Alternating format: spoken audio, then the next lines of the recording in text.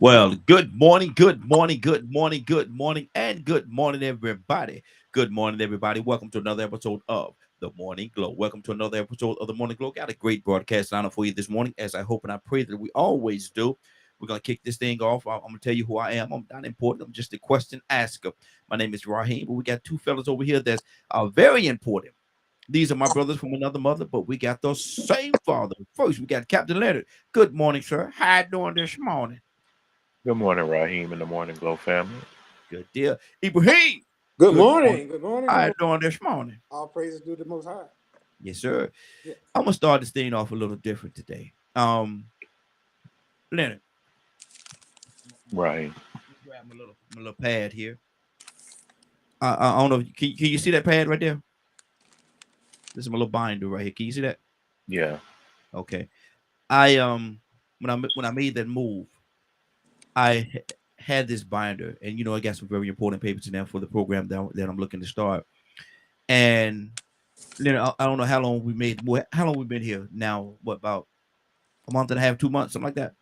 hmm Yeah, I've been looking for this pad the whole time. I've been here. I've been looking. I've been man talking to my wife and trying to get her to find it. We turned the house up looking for it.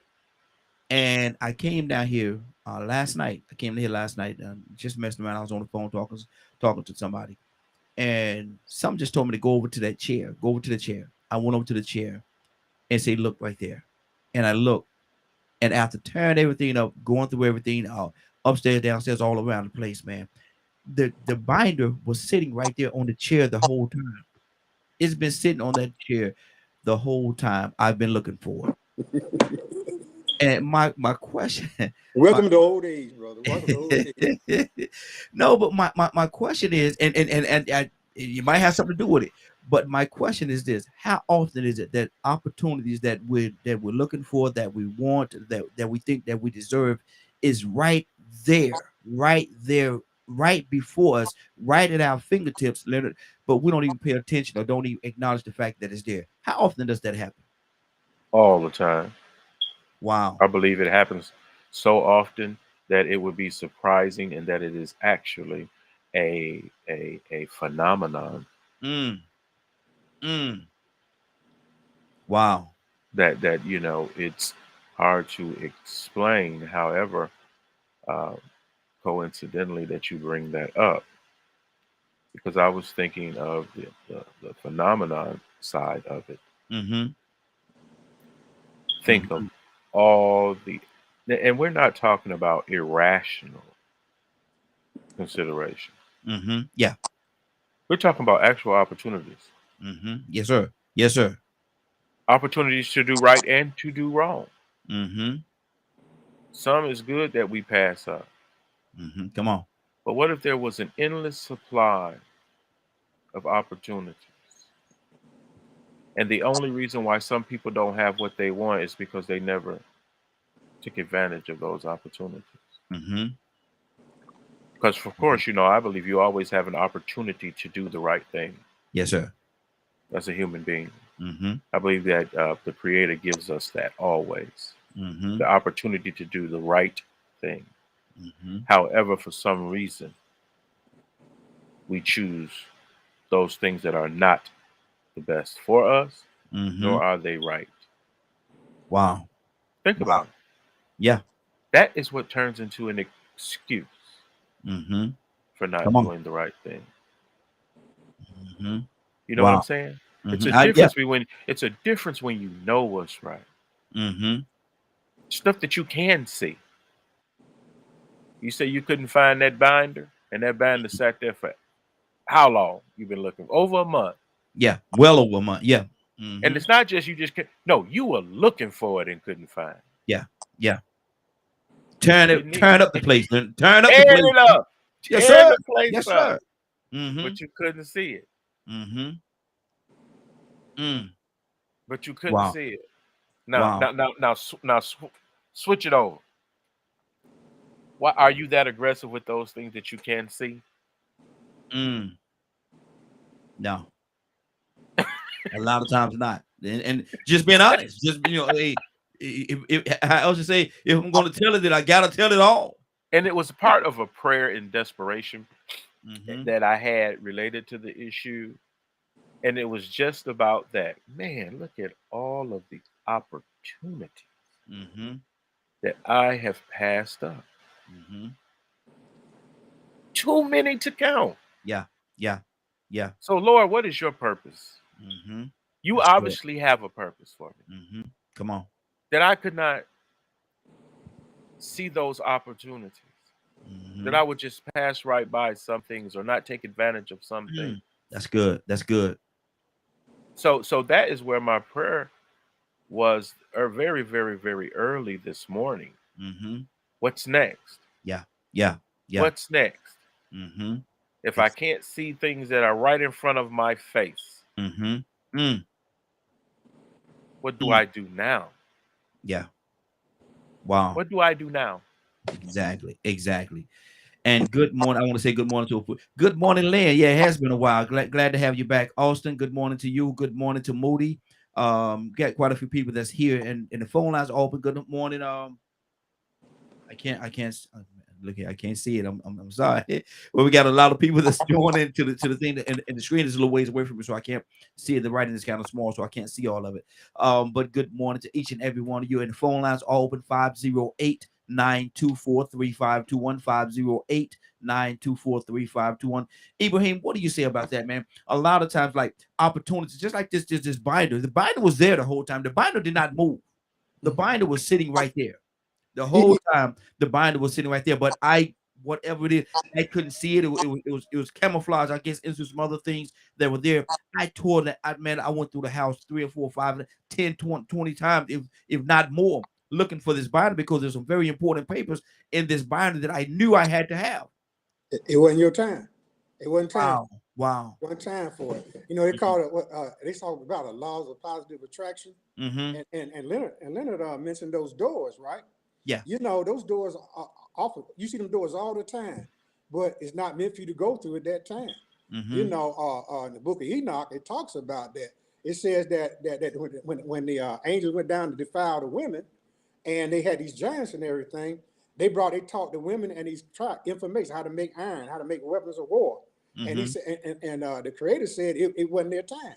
It Mm-hmm. wasn't their time to do this. They were going to do this and come to a time, but it wasn't time because they wasn't mentally prepared for it. Mm-hmm. You know what I mean? But yeah, every time you see a door, you mark it, right? Yeah, I see that. But when it's time for you to walk in that door and open it up at the right time, right? Laws of positive attraction. You know what I mean? Like Mm-hmm. me being on this show. I mean, you know, you probably heard me once or twice, and I might have met you once, but it just came about. And Yeah. the time Yeah. when I was trying to get people organized, go back in the community and stop this bloodshed that's taking place in our community. And I'd Mm-hmm. like to talk about that today when I get a chance, right? Mm-hmm. Yes, Uh, sir. Yes, sir. Way out Wednesday. Yeah, we're gonna talk about a lot of different things, but it's amazing. It's amazing how limited opportunities, man. And you spoke on this, and the phone lines are open 508-924-3521. 508-924-3521. Again, 508-924-3521. You spoke on it, Leonard, how opportunities, man, they're right, they're there. Opportunities, great opportunities, and sometimes not so great opportunities. But again, like you said, we have a choice as to whether we good, bad, or whatever the opportunity, whether we act on it or not. But that does not change the fact opportunities are there, and we just don't acknowledge it, man. We've been waiting. Man, when I get this one, I want this one breakthrough. When I get this one breakthrough, it's gonna change my whole life forever. But that opportunity been there for 10 years, 10 years, and you haven't even And noticed it. you Go ahead. didn't see it. Yeah. Sometimes you didn't need it. Wow. Wow. mhm. So sometimes you didn't. That's the thing. And I think that's the point. Mm-hmm. There's something there for everyone. Mm-hmm. It's Mm-hmm. just, do you see it? Yeah. Yeah. Are you Wow. looking for it? Mm-hmm. And you have to choose. Even stronger now is my belief in being the master of your own fate. Mm-hmm. For the very simple fact that here I am given certain power to do what it is that I want to do. Mm-hmm. Now, who have I given that power to? Wow. Have you given your power away to someone? Wow. Now that's powerful. That's deep. I love that. Because Love that. I believe, when great warriors meet, you have to lay down your weapons as a Mm-hmm. show that you come in peace. Mm-hmm. So regardless of who or what you think you may be, everybody, I believe, has something Mm-hmm. positive that they can do. Yeah. Yeah. Even if you weren't a religious person, but religion simply is the way that you live Yeah. Yeah. It according is. to what you believe. Mm-hmm. But if everybody sought to do something righteous, Mm-hmm. just that alone. Mm-hmm. Well, the Christians, what are you going to do today righteous? Yeah. What are you going to do today righteous? Mm-hmm. If you call in, have an answer to that question. What Mm-hmm. are you going to do today righteous? Yeah. Yeah. The only thing that keeps doing so much wrong is that I intend and try to do so much good. Mm-hmm. That's it. Have an intent. Yeah, I have an intent. Mm-hmm. See, Mm-hmm. because my mind is wild. So it goes Mm-hmm. wherever it pleases Mm-hmm. without restriction. Yes, sir. And sometimes it goes to places and you're like, how did we get here? Mm-hmm. Mm-hmm. And you have to think. It forces you to think Mm-hmm. about what you're doing and why you're doing it. As the Buddha's teachings reminds us, even though we may not be able to help everyone, Mm-hmm. let's not hurt anyone. Yeah, exactly. Exactly. And my thing is, does truth of the matter, do people even really take the time? Do people really even take the time or look at or evaluate where they are, what they're doing, or the effect that they're doing, what it may have on the other person? Because we talk about the golden rule all the time: doing to others as you want others to do unto you. Do people really take time to pay attention to that? I think that some people are just overrun by their own selfishness. Mm-hmm. We hit on some things yesterday with vanity, and Mm-hmm. it's okay to have a healthy respect for yourself and your accomplishments. Mm-hmm. But when you begin to out yourself, that's a problem. Mm-hmm. Mm-hmm.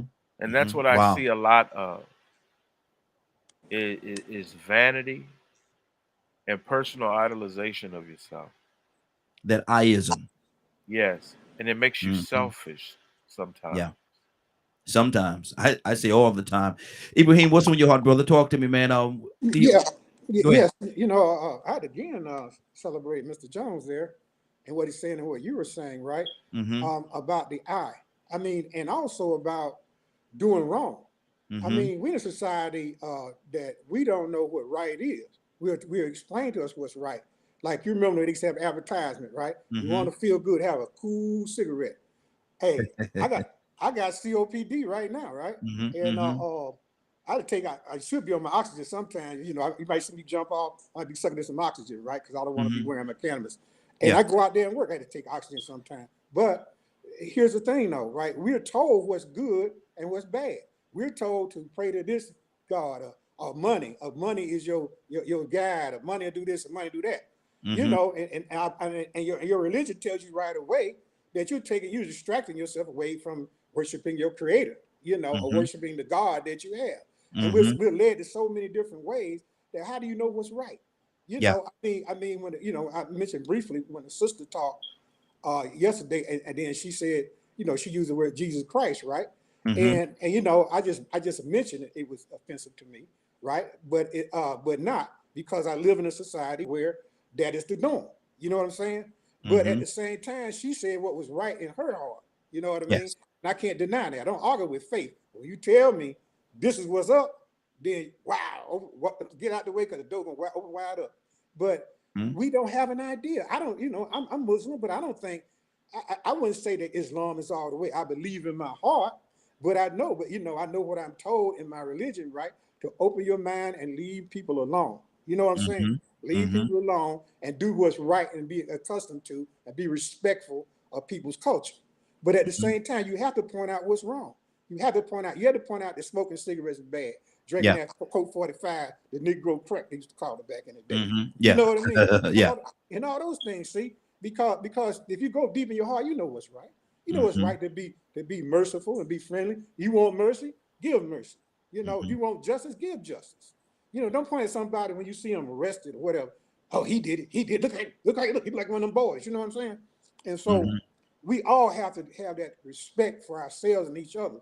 And right now in our community, we need that respect and love from everybody. We Yeah. need to be concerned with our neighbor. No man's an island. You know, we had to take upon that brotherhood, that sisterhood, you know, and that mixture, right, of our family and our community, our children, everybody's children. You know, everybody is part of this process. You know, if Yes. we don't think that and do that, then we're gonna be out and we'll be out there when you see that cop late at night and you done said that this, that, and other, blame, accuse other people, and he come to you with an attitude and see your skin color, and he already think you guilty and got drugged, and he point that gun at you, he gonna come to your man. You know what? We should have stopped this a long time ago. That's good. That's good. Rico, good morning. How you doing this morning? Man, I can't complain, man. Welcome to a new day, everybody. Hey, welcome to you as well, sir. We're talking about you've been listening this morning?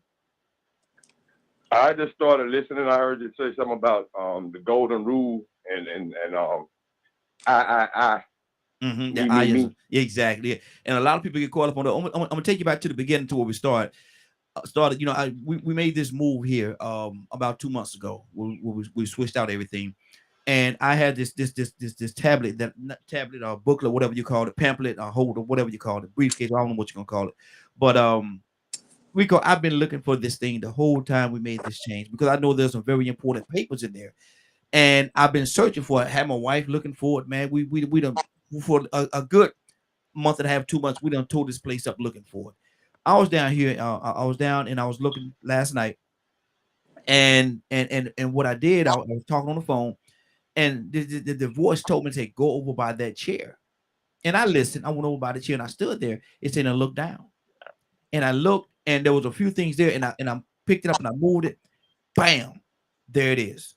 It was sitting right there the whole time I've been looking for it. And what I'm saying is, and my thing about that is it's 2 for 1. How often is it, Rico, that we people say all the time, man, I just want this one great opportunity. I need this great opportunity. And when I get this one opportunity, everything gonna come together and my life is gonna be great.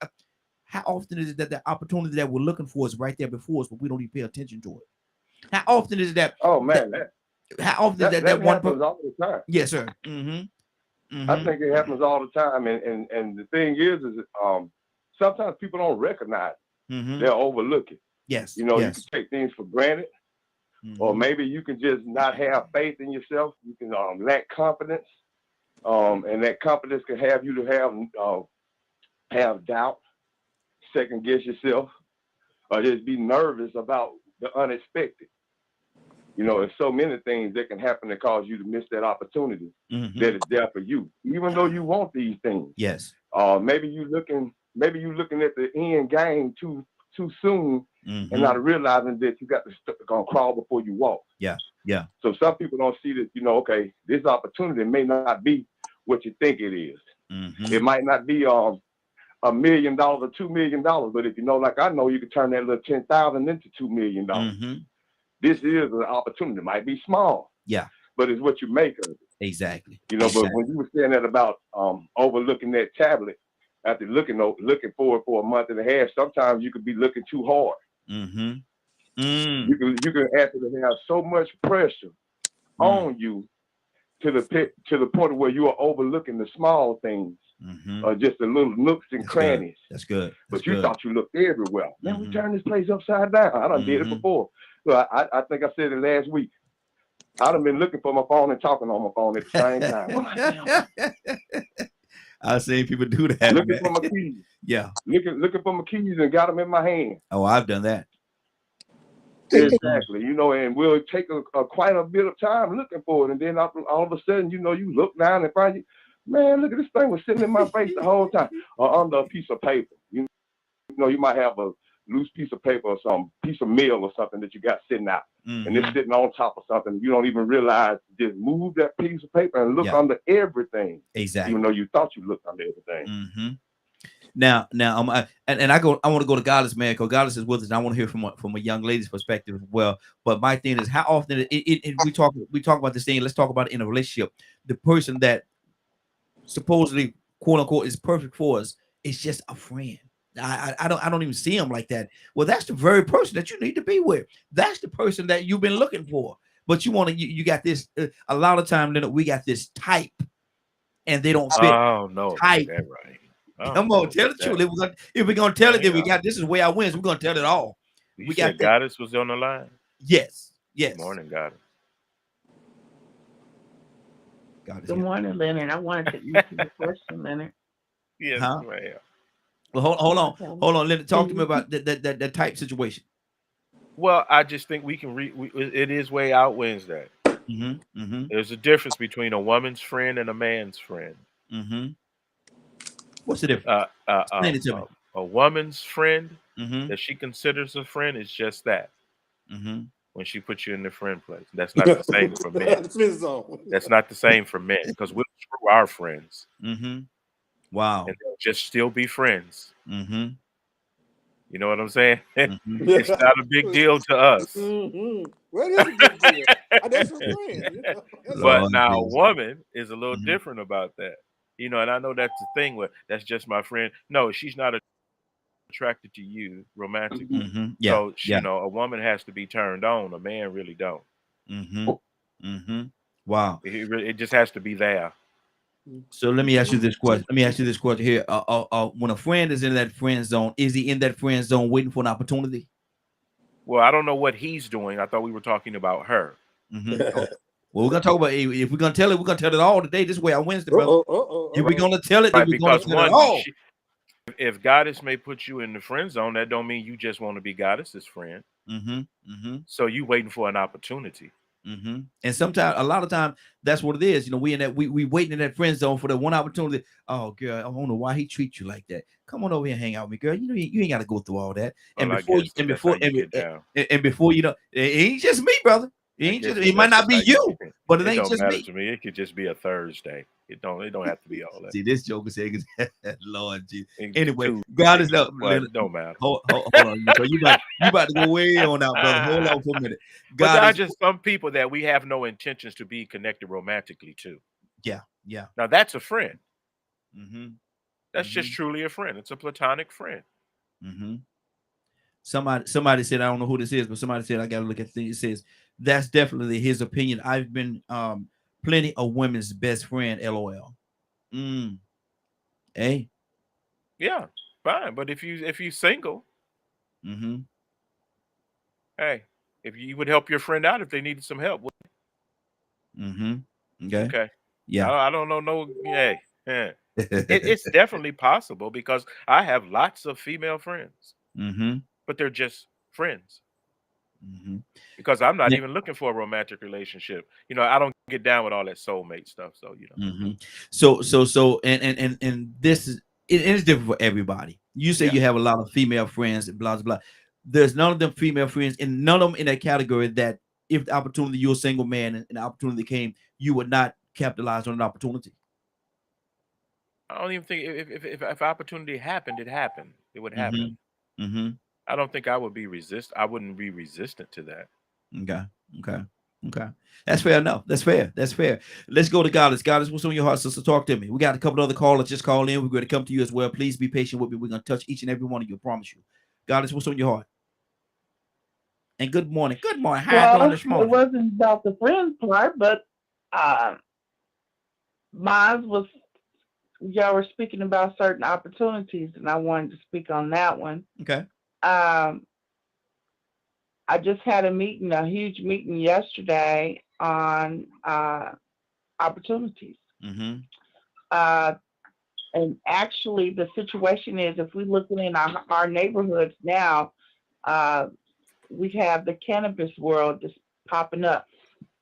And we have $8 million businesses within our community that is not giving into our community. Mm-hmm. They're not put money into our community. A lot of the licenses are being passed, not doing anything. So I approached the whole system yesterday. So we are going to be working with getting some of our black men in, because a lot of them are being going to jail. They didn't offer any licensing. The same politician that passed it are the same ones that was incarcerating our people. And then they turn around and pass and allow their friends to get licensed. Mm-hmm. So I'm quite sure if that's happening in our neighborhood, it's happening throughout the state. Mm-hmm. So this is something that I need to make people aware of, because when they're making $8 million in their community and not giving anything back to our community, these are some items that I feel that we can make opportunities for our black men now, because cannabis world is part of our world, regardless whether people agree to it or don't agree to it. Mm-hmm. One of the main things is getting basically getting men out of jail, or taking stuff setting aside funding to help the men that are incarcerated for marijuana sales, or getting pulled over for marijuana, going to jail for having marijuana. That is something that they need to be doing. They have a set of attorneys that can come in and help out. Expungement processing, giving expungement programs for that is another thing.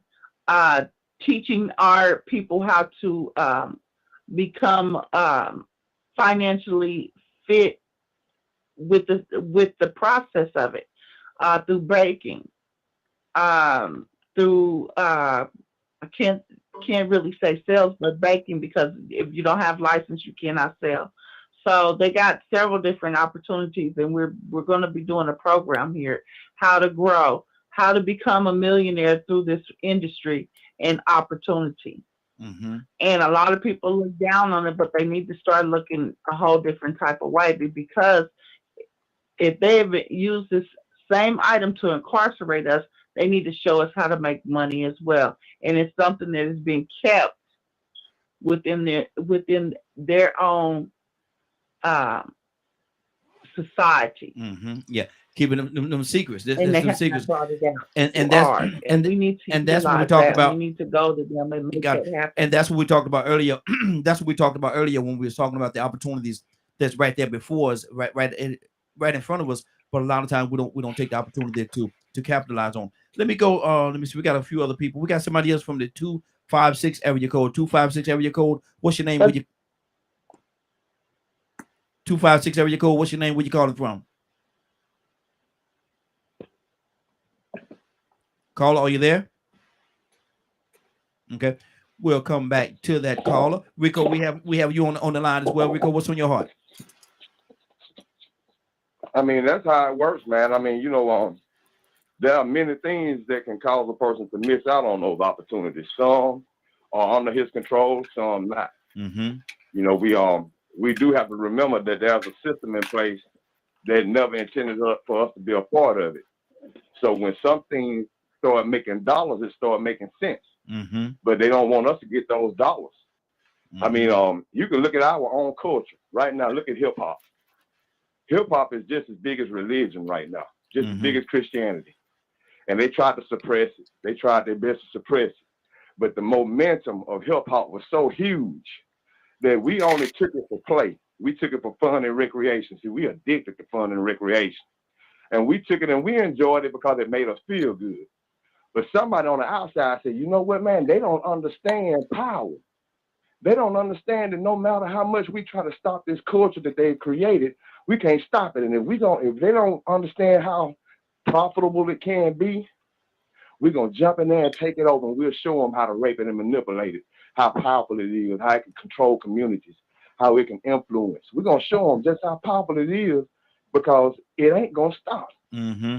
So let's see if we can get somebody in there and start taking and putting our name in it. Oh, we're going to try third base. It ain't going to work. Let's try Vanilla Ice. It ain't going to work.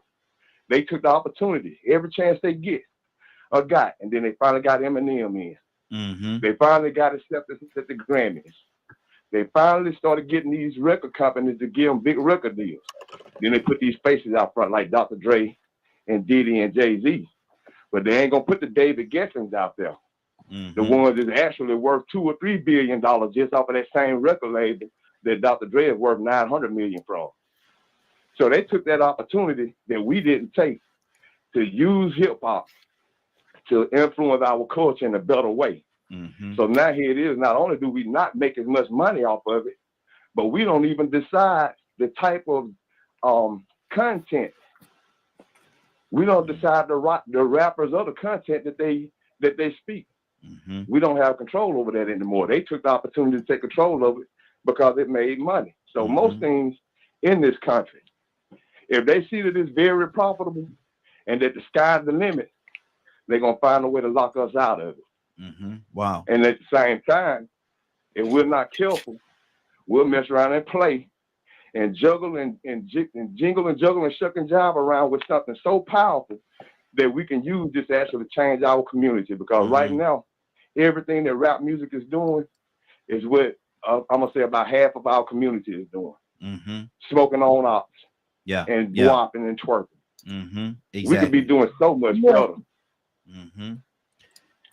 I'm trying to figure out. I love the fact that you said that. I love that. Goddess, that you said that. Goddess. Hold on, sister. Let me circle around. I'll come back to you. Let me circle around. Let me Yes. Let me ask you this question right here, man. And Rico put some stuff out there. This twerking. Our young ladies. I used to be on TikTok all the time. Instagram and stuff. I used to go on there all the time. But now, every time I go on there, only thing I see is our sisters twerking and turning around, dropping it like it's hot and stuff like that. Have we missed it, man? This is, first of all, I'm not in this we. I don't do the we. Okay, let's take the we out. Has society missed it? No, society ain't missed nothing. Society is doing exactly what it wants to do. And which is? Whatever it wants to do. So there's no particular area. There's no particular thing. It's just whatever. No, and that's the thing about it. We not gonna do nothing. Individuals are going to do it, and individuals are going to form collectives that do things. See, this whole notion that I'm guilty of your sin is foolishness. That everybody's sick, somebody don't know what they doing. No, people are the masters of their own fate, and they manipulate what those things around them to their advantage. What is the advantage of all those sisters twerking and dropping it like it's hot? What is the advantage of that? You would have to ask them, because that's what they want to do. You don't get to control what people feel and what they say and what they do. That's the best thing about being here. But I can't control what I feel. Is that freedom? But I can't control what I view and what I look at. Yeah, I can't control what I view and what I look at. Turn it off if you don't want to see it. That's exactly what I do. That's exactly you don't have to I do. Participate in nothing you don't to do. Ain't nobody putting words in nobody's mouth unless they paying them. And so when people bring something like artists, for instance, artists create what they want. You don't have to consume it if you don't want. I don't sit around. Let me say. I don't necessarily. I don't 100% agree with that, because some artists are given, you talk about this and talk about that, and so it actually sucks out their creative ability or what. Well, let those artists say that. Let those artists. I've heard them say it. I've heard them say it. I've heard them. So one, if there are artists out here, and from interviewing artists, if you're not saying what you want to say, what did they tell you to say? And you have, if you're gonna make that's that, why you hired them, didn't you? That's why you hired them, didn't you? If you're gonna get that bag, you're gonna put the message out there that they want you to put out there. If you're gonna get that bag, but see, it's always them. It's never. So it's impossible that they could be saying what they want to say and doing what they want to do. Through the interview that you're talking about, it's not impossible, but they don't do it because of the fact that this is what I want you. We're going to grow you. It's called. And they're not artists. Artist development. Well, they're not artists. Yes, they are. They are artists. I don't sit around and hope Ice Cube make a song. Like, think about it. I don't sit around and make a complaint for other people. If somebody making you do something, you come and tell people what they made you do. See, that's foolishness. That's your favorite artist. Prince. That's one of the Prince. reasons why he. That's one of the reasons why he walked away from that label, because he didn't have the creative control to do the things that he wanted to do. They wanted to try to put him in a box. Prince. But they think about it. But could they? He signed a contract. He my thing is right here. He made a conscious decision that he was not going to allow them to do that. But how far? At what point did it get to before he made that decision, though? See, that's I when don't think because one that Prince wrote most of his material. He writes the way he wants. There was something going on. He writes for other people. So if an artist is, if you know of an artist, we're gonna quit all of the blaming everybody with no names and no examples, because that almost makes it sound like I could give you plenty of examples of artists that has said and they spoke. Let's deal with Poor Righteous Teacher. Right. That's one of my favorite rap. That's one of my favorite rap groups. Man. Why didn't they get the push? Because of the fact that they could not. You know why? Because they were waiting for someone else to push them. Nah, Leonard, come on, man. Come on. Look at all these independent artists. Look at all of these independent artists. They say what they want, even if the song is bad, they don't like it. Whatever. Everybody don't make a great record. They just don't. But you're not gonna tell me F the Police wasn't NWA. You're not gonna tell me. I could go with you with that. I could go with you with that. Most art, and that's the thing about it. You know, we sit around and talk about what they doing, as if you can't be filthy by yourself. As if you can't be nasty by yourself. As if you can't come up with horrible thoughts on your own. As if you can't be nasty. I mean, just stop it. If you do my whole thing is this right. Hold on. My whole thing is this right here. I know in that industry, they push a certain person a certain way. Yes, they should, because they pay for it. If I give you $1 million, you owe me something. See that's what I'm saying. And a friend of mine said on the other app, all money ain't good money. All money ain't good money. And because of the fact that they have the money, or they have quote unquote, and they feel like the money is the power, now I have to be submissive to what they want. Nah, man. No, those people want to do that. That's what they desire to do. Not necessarily want to. No. Raheen. Yes. Raheen. Yes. I'm gonna ask this question, and I'm gonna leave it right here, man, because it's plain and simple. This argument is a waste of time, and it was about opportunities. That shouldn't even be disputed. What I said. You know, you can go into a record label once you sign that contract, present them an album, and they turn it down and say, "We don't want that garbage." Exactly. Yep. And then we're gonna let's talk about independent artists. Look at the independent artists. Look at Kendrick Lamar. Are they on the Forbes list? No. Are they in the category with 50 Cent and Baby? Are they sitting way down making lists and not having as much mainstream appeal or label support because they ain't spewing that same garbage? Exactly. The record labels determine the message and the content. Yep. And the children are repeating it. Young boy got the contract, not Kendrick Lamar. So say that, man. Just because I said it don't mean you got to disagree. The truth is, and that is true. Let me speak on that. Mental programming is real. The gangster rap is actually psychological warfare against our youth. The same music companies that produce you invest in private penitentiaries to lock our children up, and then they get killed or whatever. And also, let's not forget our organs being taken. So that right there is real, what he's talking about. So psychological warfare is in the music, and that's what they promote. That's what these big, huge companies promote. You can't come in with talking about something positive or something that's going to uplift our community, and they're not going to promote it like that. But you still have to have the money to back it up. Hold on. One at a time. You know, we got to be a certain way. Go ahead, Charles. You still have to have the money to back it up. I didn't hear all the argument, but is it saying that the music business, we have these big companies that are backing trash and not backing things that are more righteous?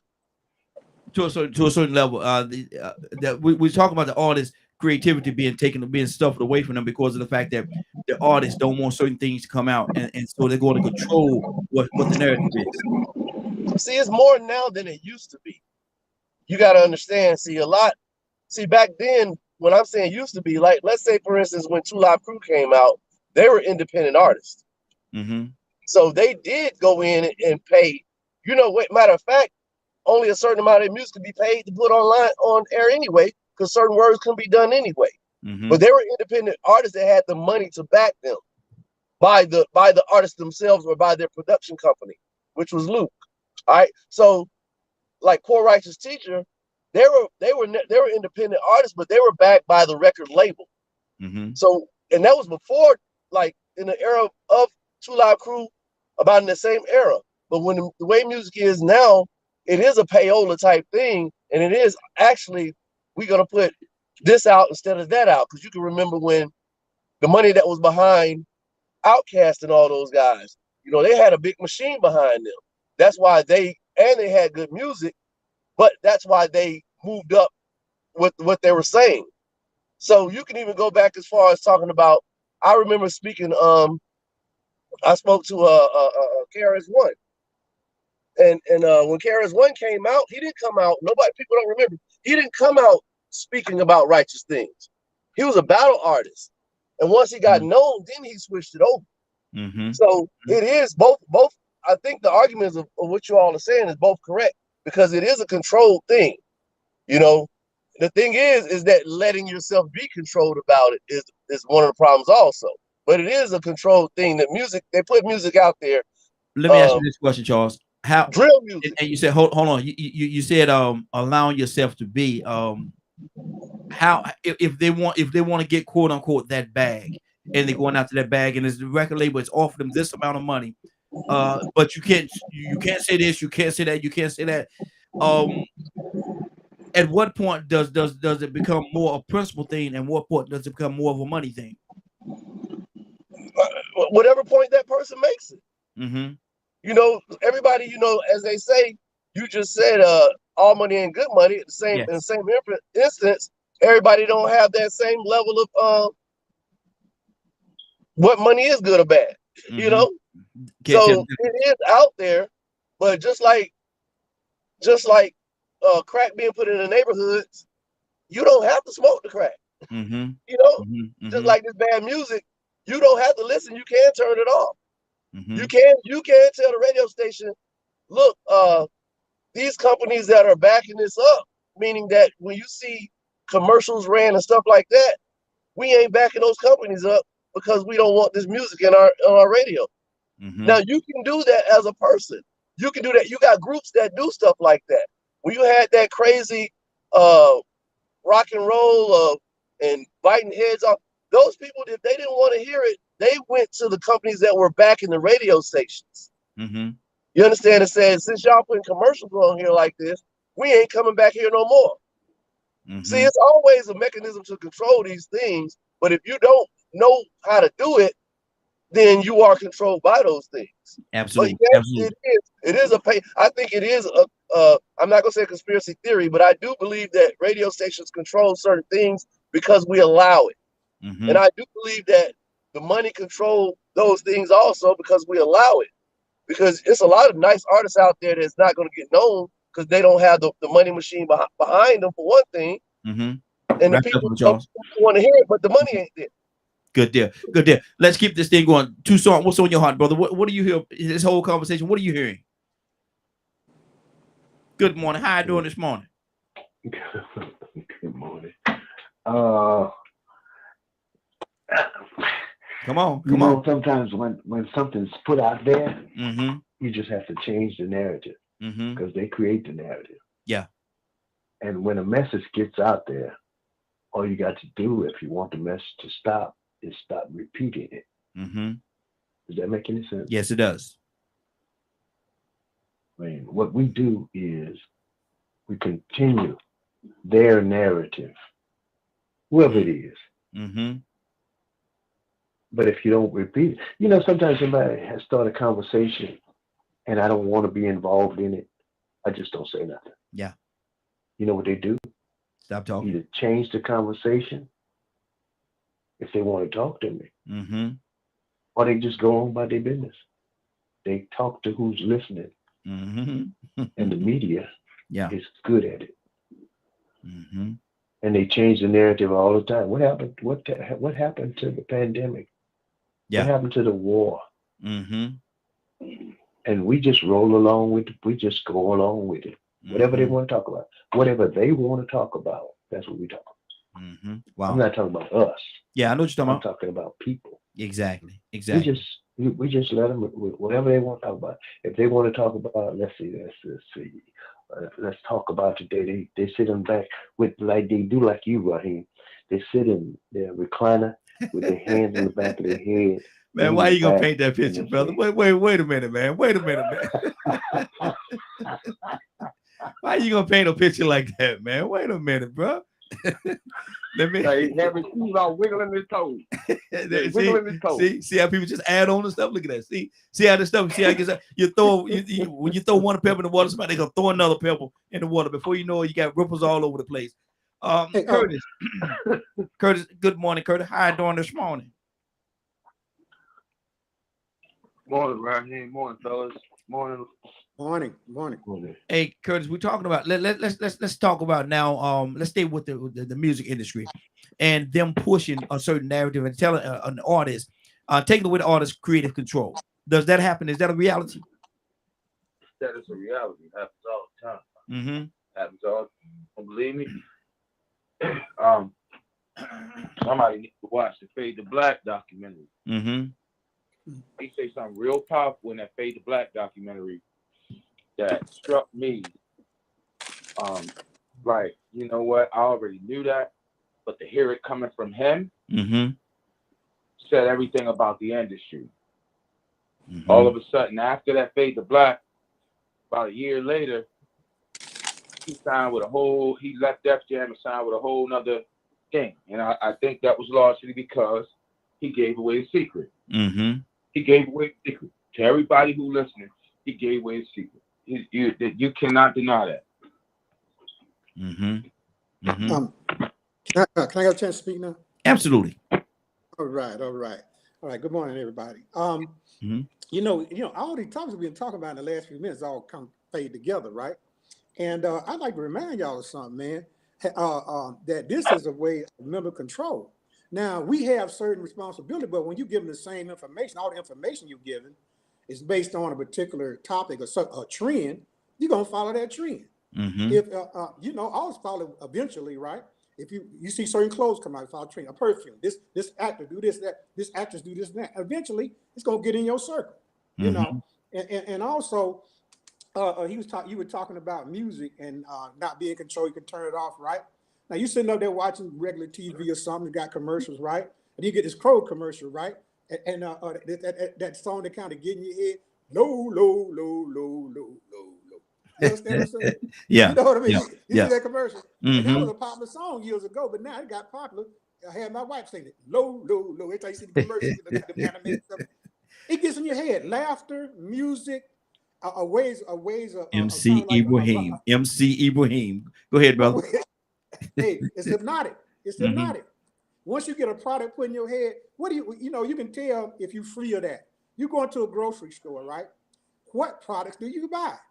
It depends on your age, you're going to buy a Tide, you're going to buy this, that, and other thing. I can even, I'm not prognostic, but I can even write down on certain subjects what y'all going to say and how y'all going to feel about it.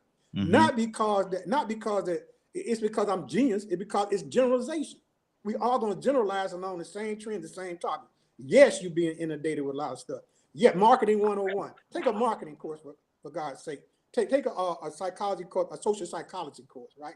And you know what you're gonna do? You're gonna see, well, damn, everything I do, everything I eat is based on what I hear, the information that I get. I might not say I'm a robot going to do this.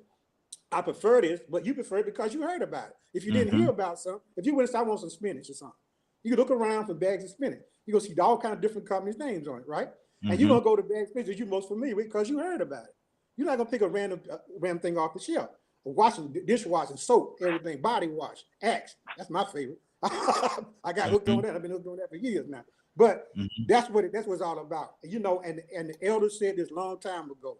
Carter G. Wilson said that a long time ago. Dr. Thomas said that a long time ago. And Johnson's, they always talk about this mind control that we take for granted now because it's so inundated. And when they take music, when they took the music industry, the hip hop, they blended it in. And like you're talking about that twerking, oh my God, a young nephew of mine, he was in high school. He told me about this twerking thing. I turned it on. I said, oh my God. I had to, I was trying to turn it off. Then I got hooked on that twerking. Going back and forth. Ibrahim. Then they had dual Let me stop you, Ibrahim. I think you're going a little deep there, brother. You're going a little. Hold on, Ibrahim. Let's stay right there, brother. Let's stay right there. Hey, Toy with a T. Good morning. How you doing this morning? Ibrahim digging a hole over there. Good morning. How you doing? Hey, doing good. Toy, I know you dibbled and dabbled in the music industry as well. Do they try to control the narrative, what you put out there, what creatively? Do they try to control it? The music industry? The execs? Yes. Don't you try to control what you put out on your station? Okay, then. So why wouldn't they? That's the art of business. I say there's a difference because I want to put something out there that's positive. I don't think they have the same intent. Yeah, they will put positive for them. Okay, so listen, you might want to sell something healthy, but healthy is just now a food that's getting popular. For years and years and years and years, then nobody want to eat healthy. There's a lot of people that still don't want to eat healthy, knowing all the things that are done, but they're going to sell the product that is needed the most. That is the art of business. And music is the same way. If people really cared about what was best, then Big Farm wouldn't be here. So come on, y'all. We got to reel this thing back in, and we got to think about reality. We're not in heaven. So ain't nothing perfect going on down here. We're not doing things that is what's best for humanity. We're doing it and what's best for and unfortunately, sex sells, drugs sells, drama sells.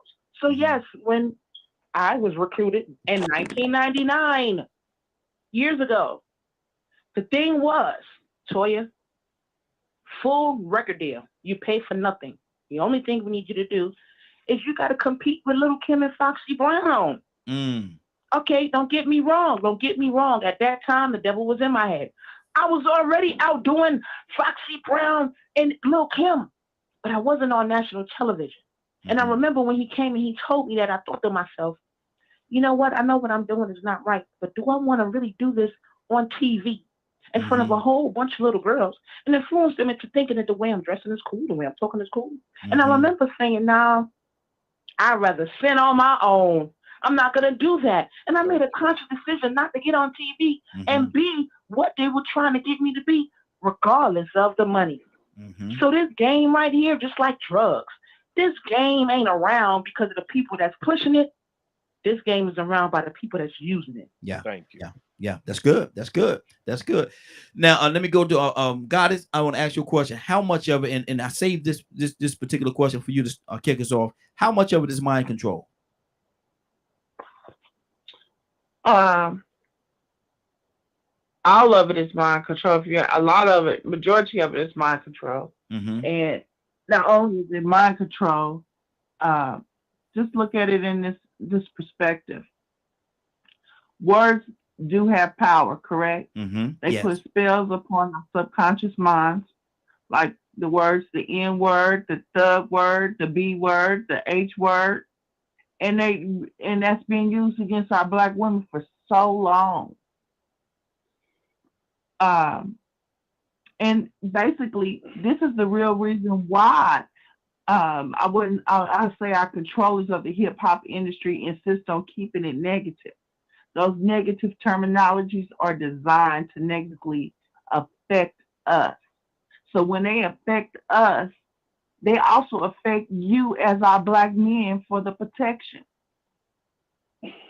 And see, and turn around especially our young men.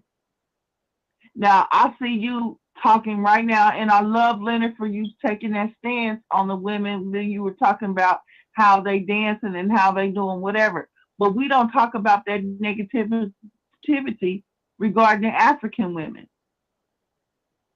That is just part of our that's part of our culture. Not only is that part of our culture,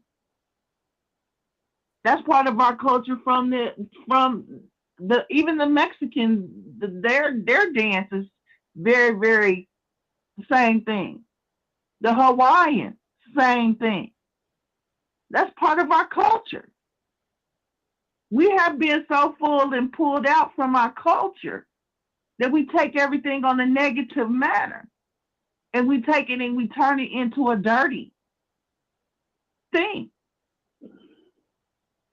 And we have not taught our own women how to be our own self as well as our women. And you'll listen to cowboy music, you'll listen to country music. They will not say anything negative about their women. They can go do every man in the whole group, but they're not going to say nothing negative about their woman. Not on no music. Okay, that's and good. Their record company is not going to sit there and play that. So that one gentleman that said that what we allow, that's what our problem is. Good deal. Good deal. Let's keep this thing going on. Charles, I see you over there, brother. What's on your heart? You know, they do. I think a lot of bad things are said about women in our music, and it's not as said as bad in country music or other music, but they do talk about their women. My dog and my wife left me. I sure miss my dog. That's on a country song. He didn't call her a B or nothing, but I get what she's saying. Oh, white trash, you name it. They say it if you listen to it. They say it. They ain't dogging him as hard as black as it's dogged in black music. But they are. If you listen to country music and you listen to it, they do get on their behinds. And why do they do it or not do it there? And they allow it in the black community. A part of it could be, like you all said, the mind control thing. And what Brother Ibrahim was saying about repetition, put it out there, and people, I guess, falling for it or being controlled by it. That's an old thing, and it's done in music, and it's done in a lot more things that I sat here and I thought about. Like, wait, everybody on here is speaking about. A lot of people really understand or agreeing with how this repetition works. Of you keep repeating something. What happened to the pandemic? What happened to the war? What the narratives that are put out there, and the government that you say you don't trust, but as soon as the government say go do this, you jump up and go do it with no questions because you are. I want to use the word ignorant, but I want to use it as in a bad way. I want to use it as in the definition of you just don't know things. So then we go do them. So the same thing you could say with these artists in music, because I think it was Toya who was saying that how they wanted her to be and how they wanted her to act in order to sell her. I was hearing that the same thing happened with like Nicki Minaj. Because she wasn't that type of artist at first. But they told her in order for her to get to this level, this is what you got to do. Because she used to be a butch chick. If you see her old pictures, she was butchy. Wow. And they told her same thing they told. I don't know exactly what they told Toya, but exactly what they tell him, what she said. I believe what she said. I'm not doubting nothing she said. They'll do that, but record execs are doing that to get. They know what the public want. They know what will sell to the public. It's easier to sell evil than it is to sell good. If you put yourself if you put your body, if you walk in a room, everybody know that carbon monoxide will kill you.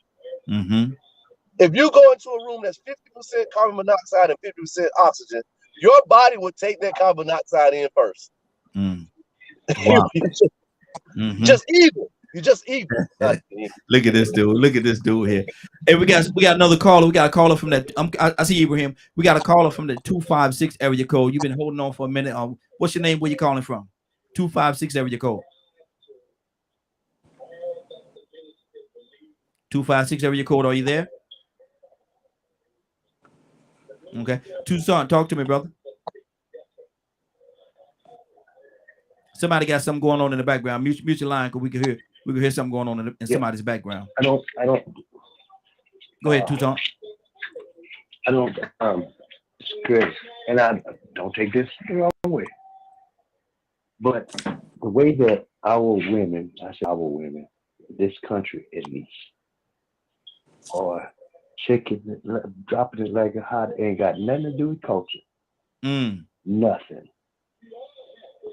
That's trendy, You don't not even know culture. what that, Hold on. sir. No, I I agree. mean, he only said, when he said, then so I can come back in. Go ahead, say that. No, I said you were correct. That's trend, not culture. Right. They see it and they duplicate it, they repeat it, and they don't have a clue about heritage or nothing. Y'all got to excuse me. They just nasty. Come on. I say it all the time. Y'all have to excuse me. They be pop that Gucci right in front of the camera. Yeah. Okay, you can cut me off. Put me in the corner. Yes, sir. You Now, already that ain't know. got nothing to do with that ain't got nothing to do with culture. No, that's nasty. I mean, if you don't know about a culture, now I could understand if you knew about it, but you don't even search it out. You're totally ignorant about it. But then you see it, these artists doing something, and they doing it for a price. They paying them to do it. You doing it for free. And then, here's the thing about it. I had a relative. They was, dropping it. I mean, they was going at it. I said, that may be good for somebody that don't know you, but your dad, your uncle, your brother, and your son might not want to see that. I'm just saying. Wow, that's good. Rico, talk to me, man. Is it cultural? Is it what is it? What is it, man? This dropping it like it's hot situation. It's completely trend. It's trend turned to culture. I had to wait for this school bus to pass by. A manipulated culture. And this is the thing about it. We started off talking about opportunity. And sometimes when somebody convinces you that if it makes dollars, it makes sense, then you'll take any opportunity you can to get that dollar. Yeah. That almighty dollar. You might even enslave people and bring them and beat them and I'm gonna say it again. I know people get tired of hearing it. Feed their babies to alligators and tie them up by horses and rip them in half. Just to make sure you can have control. You might even rape the men in front of their children or breed them like dogs. All for the opportunity to get that money. And so we are still in that situation today. It's like a supply and demand, but the demand is for the drug, but the drug ain't coke. It's money. If it makes dollars, it makes sense. So people take all these opportunities to find a way to make a profit, and sometimes they'll make some things valuable that aren't valuable, like diamonds. They'll find a way to make something profitable that really and truly they shouldn't be charging you for. They ought to be doing it just because it's the right thing to do. But now they see the opportunity that, you know what, somebody needs this. Well, if they need it, maybe I ought to make them pay for it. If it has any type of desire, if anybody needs it, then that means they have a value for it. And if it has a value for it, it needs a dollar sign. Shake that booty. Everything is for sale, like the $1 Million Man said. So that new dope. See, we could talk. Ain't nothing more powerful than money.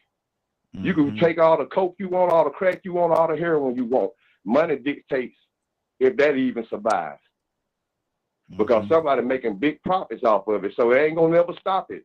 They might go to Afghanistan and Vietnam and take control over their production of the poppy plant.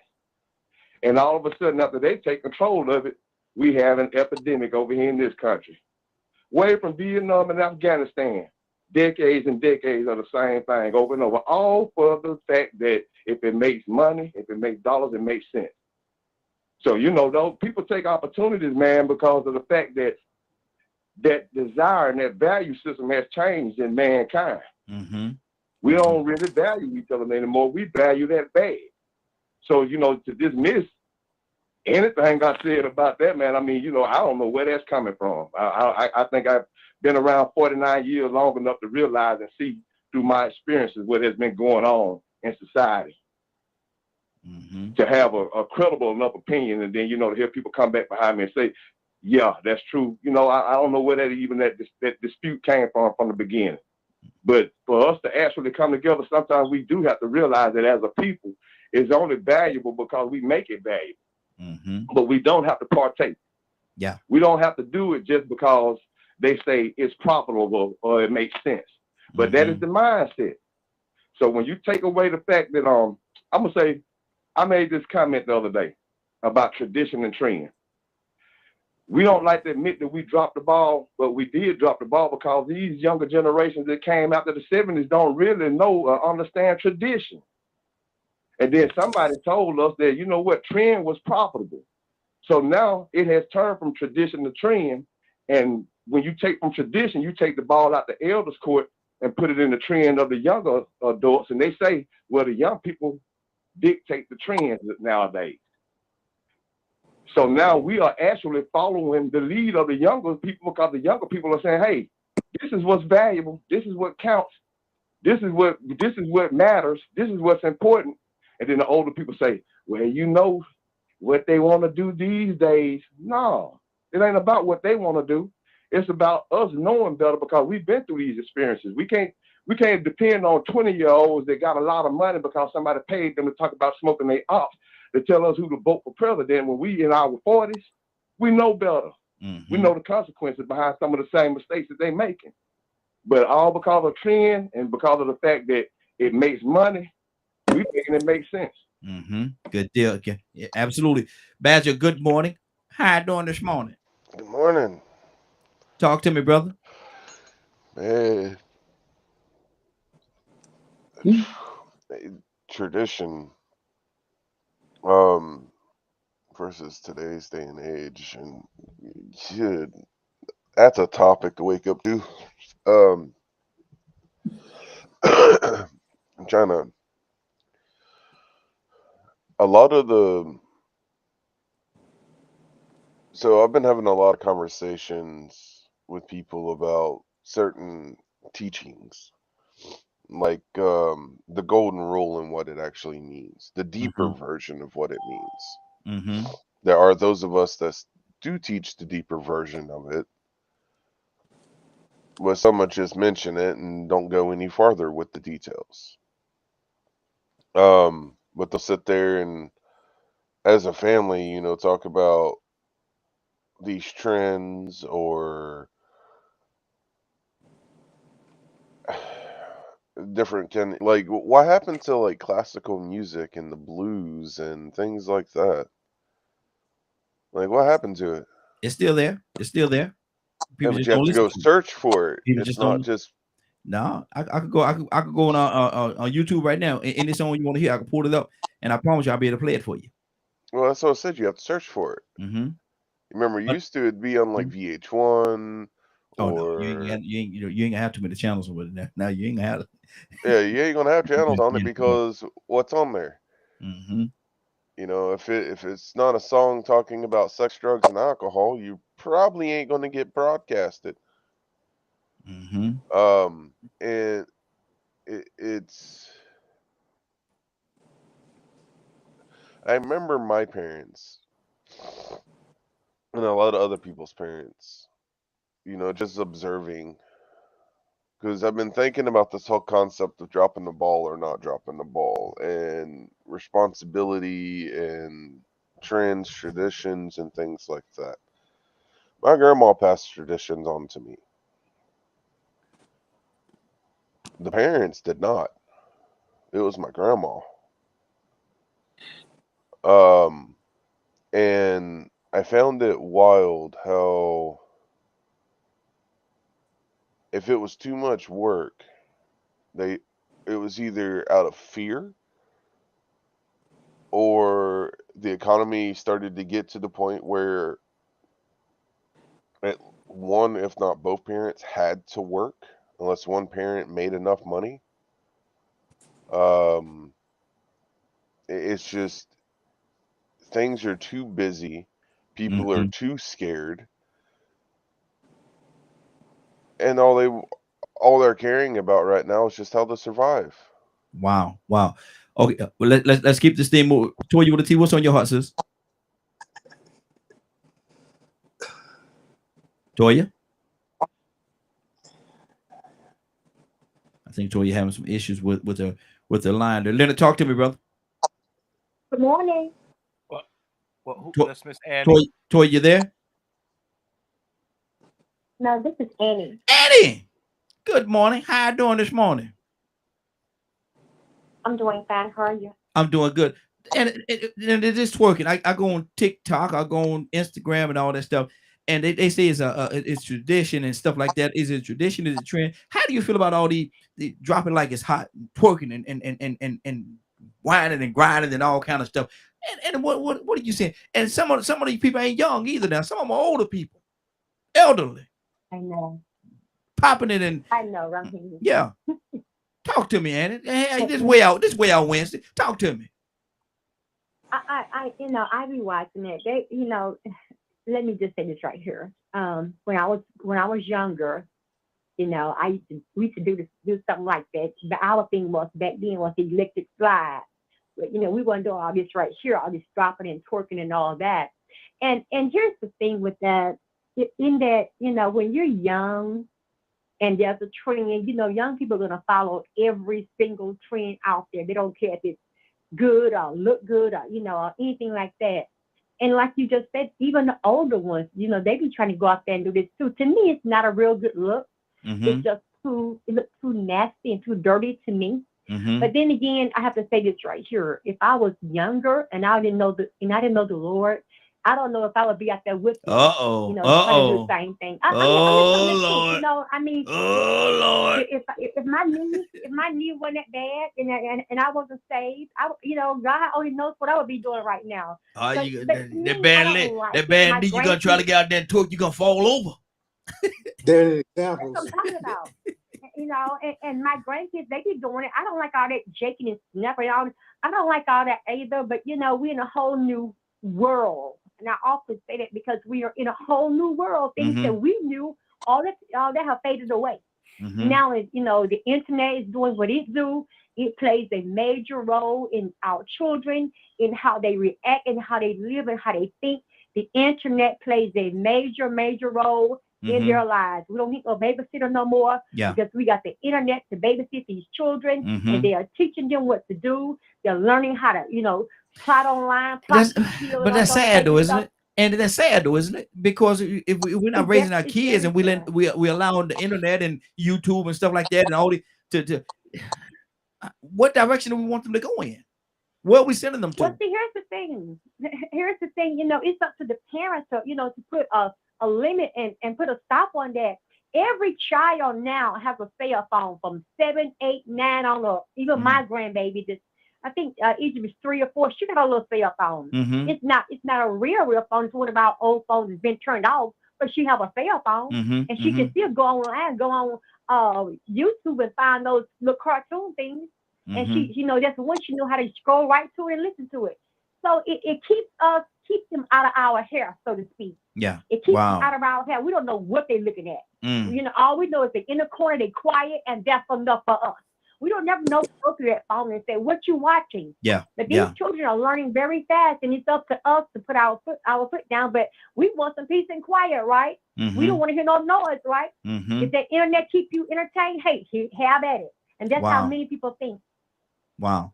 And I that's want to talk about something else, but I'm going to wait until you get done. I know it's the way out Wednesday. Yes. I want to talk about something I saw online yesterday. Okay. I'll come right back to you. Give me a second or two. I'm going to circle around. I'll come right back. Leonard, is that a sad reality, man? Or some parents out there allowing the internet, the YouTube and cartoons, the pacifier or babysit their children? It's sad whenever a parent does not do that responsibly. Yeah. It was sad in the 60s when they wasn't doing what they're supposed to do. It's sad now. Just because it's new don't make it different. It's still poor parenting. And I'm not sure how all you people were raised or where y'all from or how long y'all been believers or Christians. But as a Christian, born and raised as a Christian, Christian people choose what they listen to, what they do, how they live, what they eat, what they drink. That's when they're trying to observe certain standards. I don't care what they playing on that radio. That ain't got nothing to do with what go on right here. I don't care what they doing in the street. I don't care how your friends dress. I don't care. You don't act like y'all don't understand sanctification. Who don't understand it? So even on this show, you want to give this responsibility to somebody else. It ain't the artist's job to make music you like. They create what they want to create. You decide whether you're going to consume it or not. You know where the blues at. I listen to the blues every day. Amen, What they said, Amen. whatever music I want, I can get it.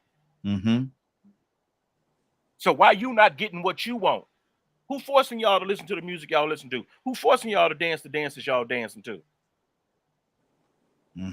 Or do you believe that you would not have no sin if it wasn't for somebody else?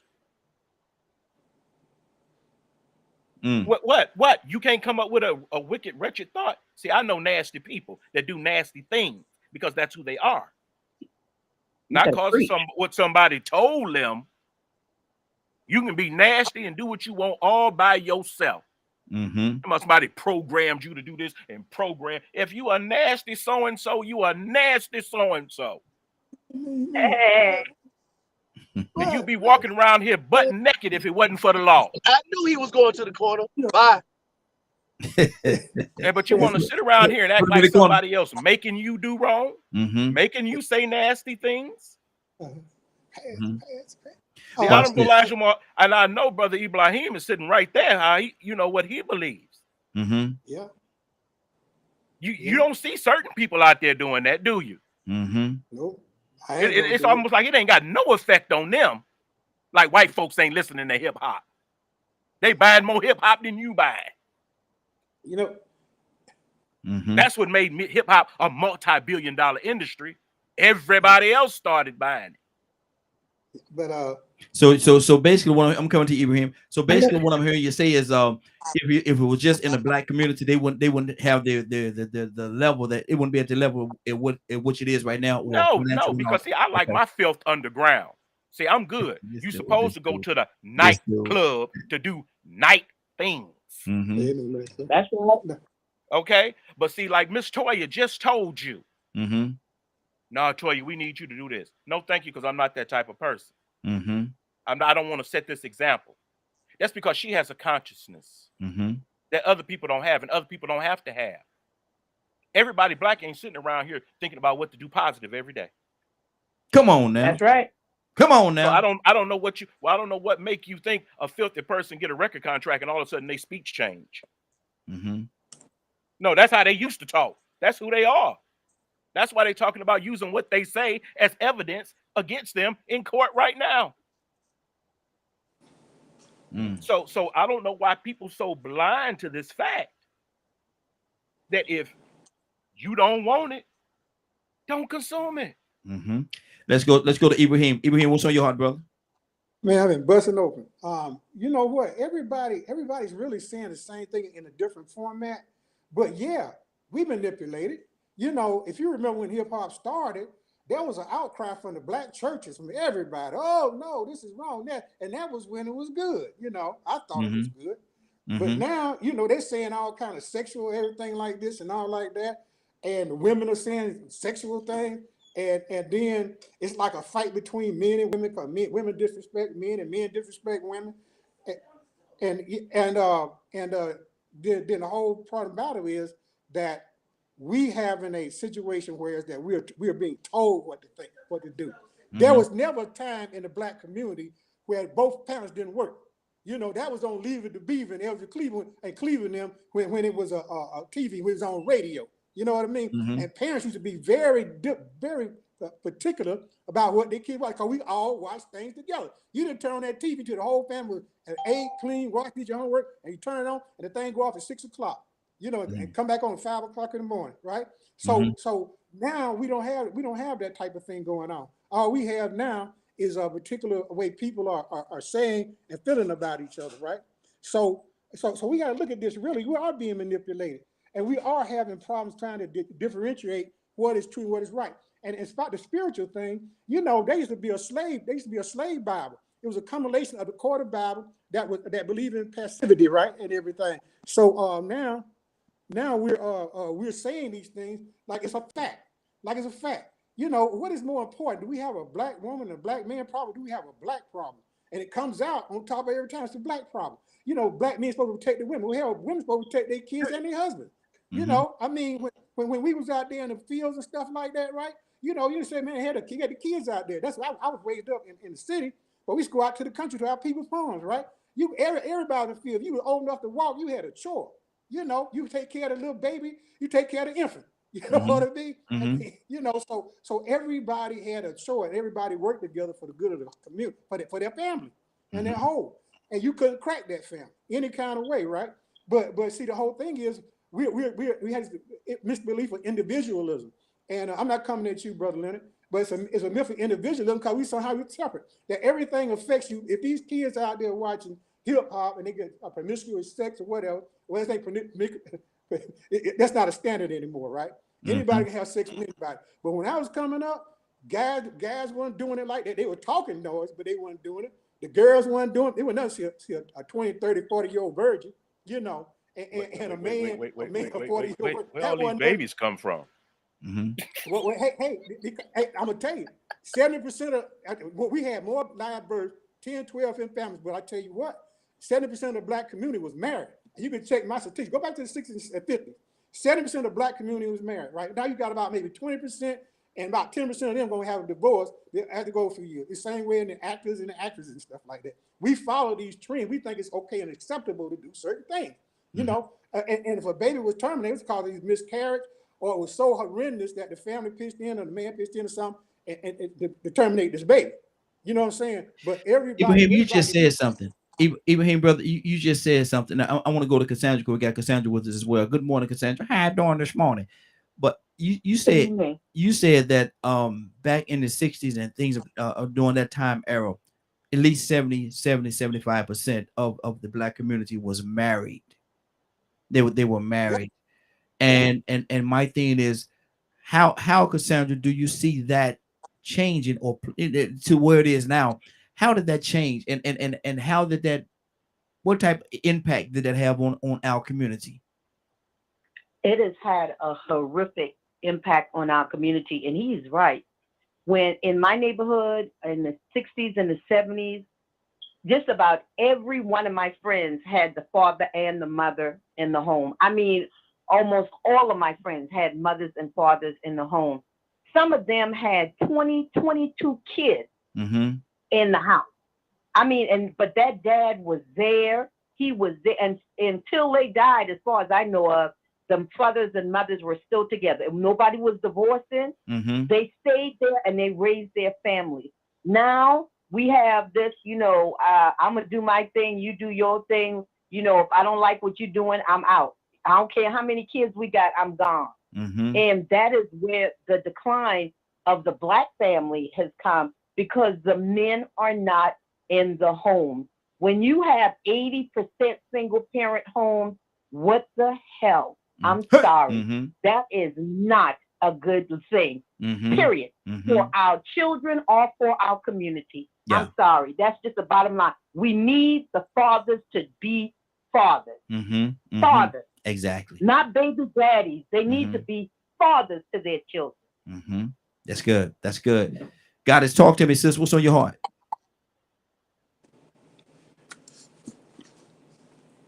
Goddess? Okay, Goddess may have stepped away for us. Check the mute button now. I have to check the mute button now. Okay, good deal. Curtis, coming to you next, brother. Yes, she was definitely on point on everything that she said. But keep in mind that during that time frame, the 60s, 70s, that was also when they started doing more incarceration of our black men. That's when the drugs really came out big and heavy. That's when mass incarceration started on them during the 60s. Back then, they had midwives to come in and help do the birthing. They were more in tune with still, I'm gonna say culture, because culture back then was we had midwives. We had they were doing lotus births back then, still planting gardens. I was just sitting up talking how my dad bought a half a cow, and that meat lasted us for a whole. I can't even remember going to the grocery store was minimum then. We had a garden in the backyard that fed us. He would go to the country and buy a half a cow and cut it up, and that would feed us for the whole year. So going to the grocery store was like rare. Um, there's a lot of things that we're just pulling back. There's more women that's having that are dying. Black women are dying now with birth. Um, so now birthing, there are people, doulas are coming out more now, or trying to come out, and we're trying to introduce them because we've always been backwards. Everything that we're doing is backwards.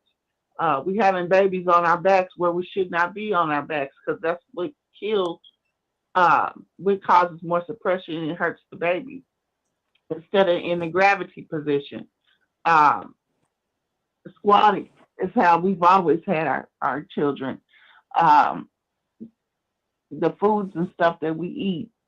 Like Dr. Sebi brought up, a lot of the foods that we eat, we're not even that is really good for us. For example, we eat more meat now than we do vegetables. Spironella has more protein than meat does. A lot of people don't know that. So we're just getting away from our whole country and our whole everything, and it's because we don't really know. I can't say we ain't even trying to learn. Even if you read the Bible, it tells you about certain herbs and stuff that's in the Bible. They tell you that you should eat. Um, so we're not even really, you know. I remember going in the country time to go. As soon as we go to church, and after church, you're going to have a big soul food dinner. There's a lot of things that we need to just. We've gotten away from our actually who we are, and the foods that we eat. Wow. And with that being said, we're taking pharmaceutical medications, and pharma that is if you look at the word, the pharma is a Latin word, and is detrimental to you, is death. And a lot of people don't even look at it. Wow. My doctor said I got to go take all this medication. Well, not knowing it, some of the things that we're having is due to what we ingest and what we take in. Wow. That is not conducive to our body, and never have been. That's good. You're right. You're absolutely right. 508-924-3521. 508-924-3521. Give us a call. The phone lines are open. Curtis, you up next, brother. What's on your heart? Curtis? Yeah, I'm right here, right? I have to hit the mute button. The conversation seems scattered, but Way out Wednesday, brother.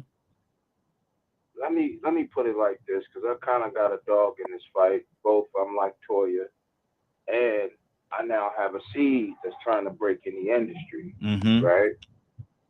And I got this from a reputable source. I'm not going to say the name, but when I say a reputable source, a reputable times 10 source.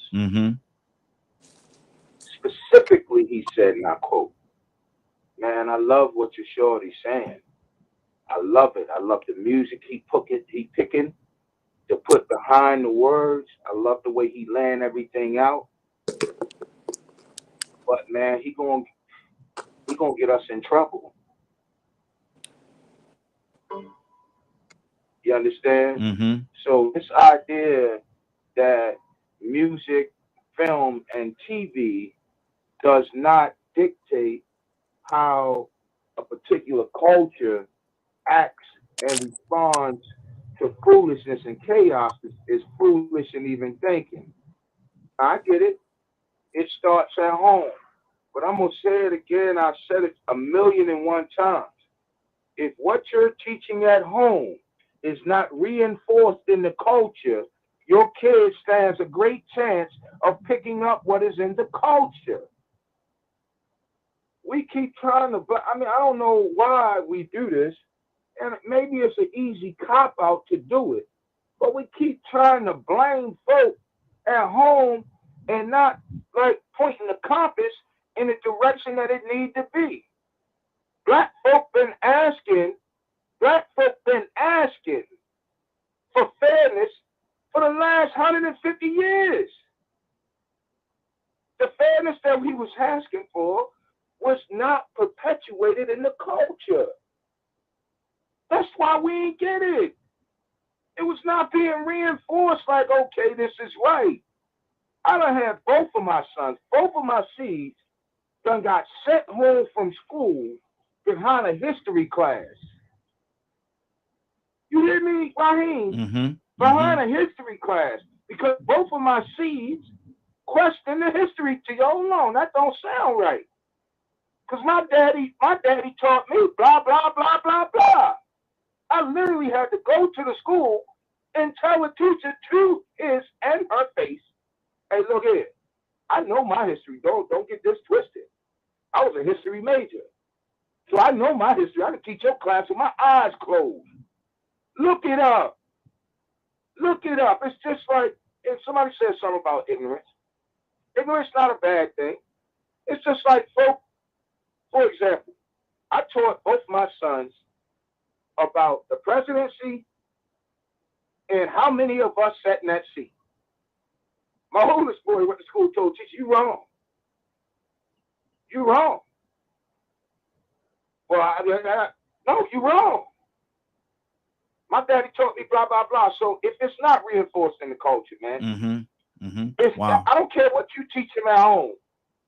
In South Carolina, the school system in 2000, I want to say 2008, 2007, in the state of South Carolina, the school system was teaching, these are educators, was teaching the kids in elementary school and the beginning of middle school that Malcolm X and Martin Luther King hated each other. Hated each other. They never taught that. Hold on now. Before King wrote what we consider one of the greatest pieces of literature written, which is the letter from a Birmingham jail, who got him out of jail, Raheen? And why? Malcolm X got King out of jail. Wow. So if they hated each other, why would Malcolm? If they hated each other, why would Coretta? Because I can't say the two without saying the other two, which are women. If they hated each other, why would Coretta get on the phone and call Malcolm instead of getting on the phone and call Jesse?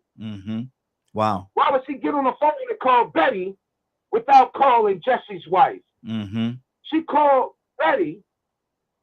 Betty relays the message to Malcolm. Malcolm says, I'm going. We got to understand, man, if it's not reinforced by the society at large, your kids stand a chance to become a victim to the lie or the controlled narrative. Good deal. That's Good deal. what it is. Absolutely. 508-924-3521. 508-924-3521. Phone lines are open. Give us a call. We love to hear from you. Toya with a T. What's on your heart, sis? Yeah, out of all of this, one thing we have to think about is the narrative. And we really sleep on the fact that when we came and we are integrated into this society, a part of this influence means that they issue us specific information, right? Tupac and Biggie didn't get along either, but when you really listen to the people in the industry, it was like, nah, I wasn't even like that. So between being integrated in this already wicked system, you also got to think about psychology, right? Tell somebody the first person the ball is blue. By the time you get to the 10th person, it's going to be gabardine yellow. You have all of these factors thrown in life when we decide to be whomever it is.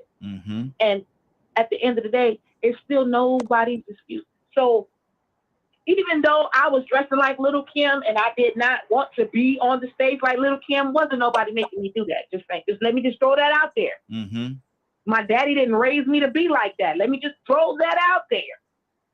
Those were constant, because there were conscious choices and decisions that I decided to make being young and allowing the devil to use me, not knowing what it was. And that spirit was something that has taken over this world now.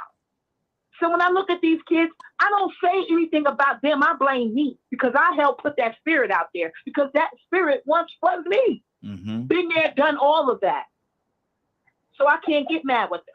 I can't change the past, right? Now, maybe if my spirit had been, okay, the sophisticated rapper, then maybe that would be what my niece is doing right now, my 18-year-old niece. But no, that's not what she's doing, and she sure ain't doing what I taught her. She's doing what she thought she saw me being that she liked when I was younger. Them long, retarded eyelashes, them long, stupid nails, all this money with no doggone sense. Wow. But Toya, you know more than what she saw from you.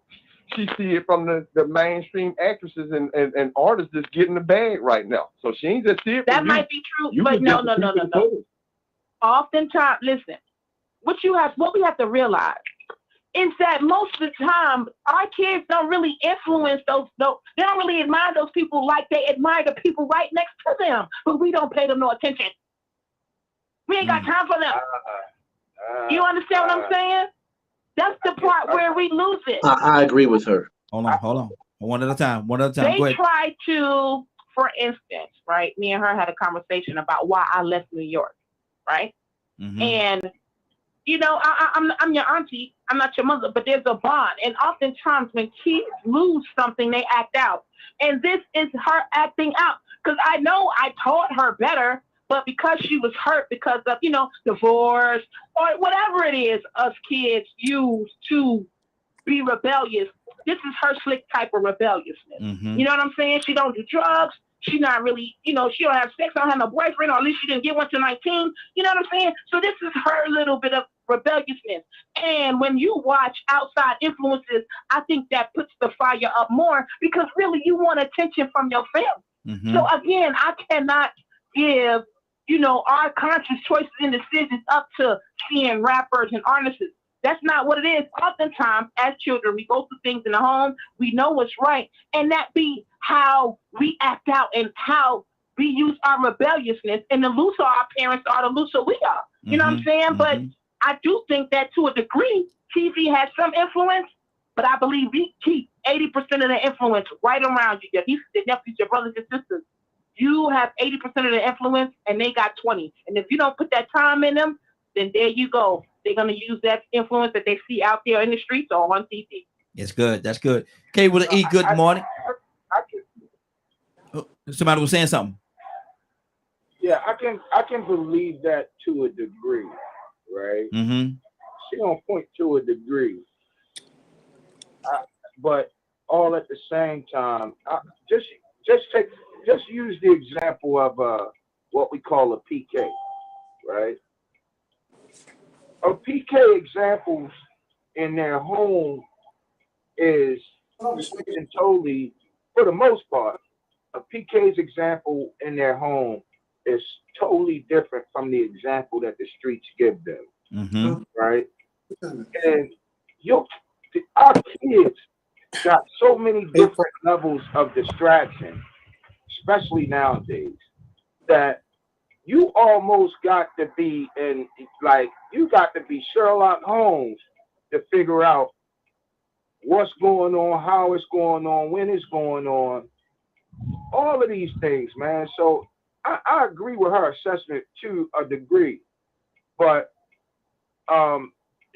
you cannot dispel the fact that there has been a push, like when y'all started, because when y'all started, y'all was talking about hip hop, right? Mm-hmm. I can name 7 to 8 major artists who have been shelved because they was either rapping consciously about what's going on in America, or they were rapping about the uplifting of a people. Mm-hmm. And they were literally shelved. KRS-One, as much as we love him, he was shelved. We saw with our own eyes. We saw what happened to Public Enemy. With our own eyes, we saw what happened to Goody Mob. With our own eyes, we witnessed these rappers being shelved. Tupac was shelved initially when he first got started. He was shelved. That's why Interscope and him fell out. We didn't really recognize who Tupac was until Tupac hit us with Thug Life. And even then they tried to change the narrative like Thug Life was something bad. When in reality, you know what Thug Life stands for? The hate you gave. Yeah. The hate you gave little infants from existence or something like that. He was standing on a platform of the thuggish people. Do we know who the thuggish people are? But they switched the narrative. That's why he left Interscope. Right? When you look hip hop and even in music, they murdered Sam Cooke. Do we even know the story behind that? Barry Gordy told Sam Cooke, no, you will not release that song. Sam did it anyway. They murdered Sam Cooke behind certain music. Billie Holiday. They destroyed that woman to the point that she got so... Now we finding out that for years, we was told that Billie Holiday OD'd. Mm-hmm. Now we're finding out when they go into the case and they opening up the case, no, she didn't OD, she was murdered. Why? Behind the song Strange Fruit. So whenever there's a narrative, whenever there's a narrative that music is a powerful thing, film is a powerful thing. Whenever there's a narrative to uplift the African American community, that narrative is destroyed and replaced with something that keeps us in not only spiritual bondage, but physical bondage. Mm-hmm. Okay. We saw what happened to Foxy and Lil Kim. Mm-hmm. Good day. Curtis, we got to keep it moving, brother. Shifting. Exactly. Hold right there, Curtis. We got to keep this thing moving, man. There's so much going on today, man. There's a lot going on.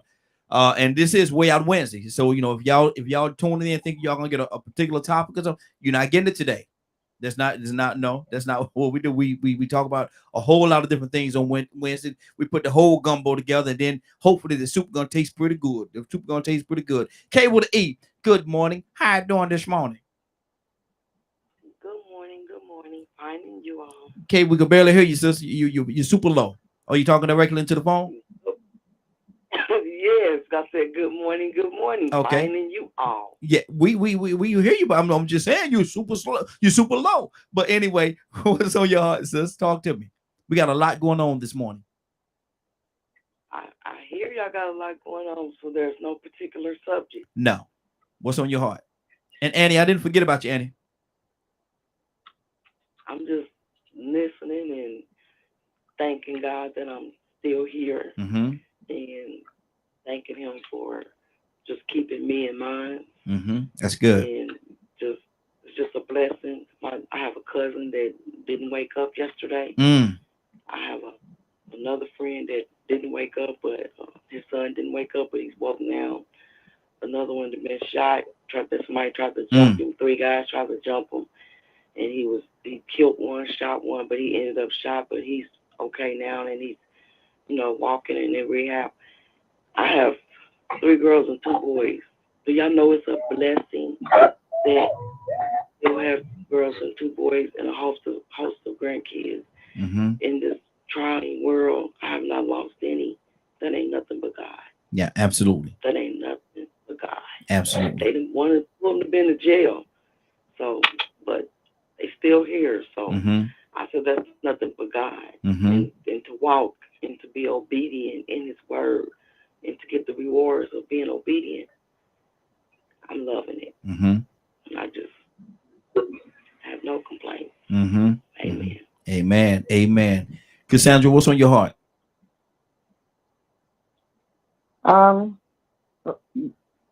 We have so much we're talking about right now. I'm just, I don't know. You know, my thing is always, you know, fight for justice and equality. I was looking at, I don't know whether you guys know about the guy that was arrested in Henry County for a sheriff from another county and his wife were in a QT out there. Rashad Ritchie covered the story. And the wife said that the black guy groped her in a QT. Yeah, you saw that. Yeah. And so, you know, I just don't get it. It put me in the mentality or the thought of when all through history, the white women have done that. You know, he looked at me and see, they were lynched for just looking at a white woman or not crossing the street when a white woman was passing. And they looked at the video and said there was no way that he groped her like she said. And they arrested this guy, big scene, everything. And I just don't, I don't, you know, I still don't get it. And it was, first of all, he had no right to arrest him because that's not his county. He's telling him he's the sheriff, but that ain't your county. Your wife is a deputy. And y'all manhandling a black couple because it was the guy and the girl that they ended up arresting and putting in your car. What the hell? Anyway, we have so far to go in this country, and I don't know where are we going with it. You know, this weekend I'm going to be going to New York tomorrow to speak at the George Floyd summit. It's the you know, for justice. In New York. So I'm going to, you know, be there with other people, George Floyd family and a bunch of other families. And I'm just really concerned about where our country is heading right now, you know? And I don't know. And there's room really to be concerned because it's really not looking, it's not looking well. It's not looking good. It ain't looking good. It's not looking positive to me. Maybe somebody sees something happening that I don't, and I do this all the time. I do activism and advocacy all the time. I don't see any positive stuff happening. I really don't. I'm sorry. Exactly. Rico, you wanted to say something, brother? Yeah, man. It's just a couple of questions I wanted to address. Badger asked the question, where's the classical music? And Leonard was right. It's on the site. But the companies and Apple Music and iTunes not fixing to promote that. They fixing to let you know the little baby about to drop. Or Yo Gotti about to drop. A little Nas X. And his blood shoes and his homosexual devil activity. That's who they're going to let you know. That music ain't went nowhere, but it don't make that money. It don't make that money. And it probably could make that money if they promoted it, but there's also a consequence behind the message in the music if you could get people to start living that lifestyle. See, we don't live in tradition anymore. We live in culture, lifestyle, and trend. And so, you know, everybody's been speaking some truth, but at the same time, I think we still want to put it in the box. Like, I'm going to go back to what Toya was saying about her niece. And somewhat of what Leonard said with Toya getting a record deal and having the conscience to say, you know what, I ain't fixing to stoop to that level. Well, you know what the consequence was? Toya didn't get that bag. Somebody else did. So there was a sacrifice that had to be made. So it was a loss made because the other person that did got the bag. So now her niece looks at her and says, well, Auntie, I remember you living this lifestyle. But right about now, you still working 9 to 5 and doing this and that. And I'm saying this to you, but I don't want you to come back at me like you think I'm coming at you. I ain't. I'm just addressing what you were saying and giving you a different perspective. She might, just like we did with other people in our community, we look at what they was doing, and then over time we see that they flopped or failed, and now they looking bad or they broke. That's what everybody don't want to be broke. And so they say, well, you know what? They changing now. Now they want to get their life together. But then they look and see somebody else living the same lifestyle, and they successful in it. They say, well, you know what? You didn't do it right. You didn't put your all into it. So you don't know what you're talking about. You just couldn't do it the right way. I'm going to do it the way Meg Thee Stallion said do it. I'm going to do it the way Cardi B said to do it.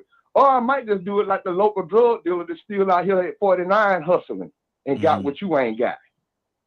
Or they probably did go ahead and turn around and invest it into something positive or launder it to make it look profitable or to make it look legal.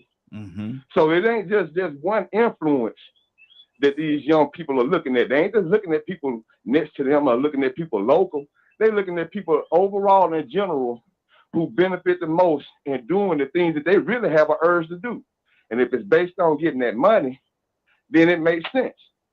So, you know, I want to bring that up, and then I remember the fact that Leonard brought up the parents and Cassandra brought up the fathers in the household.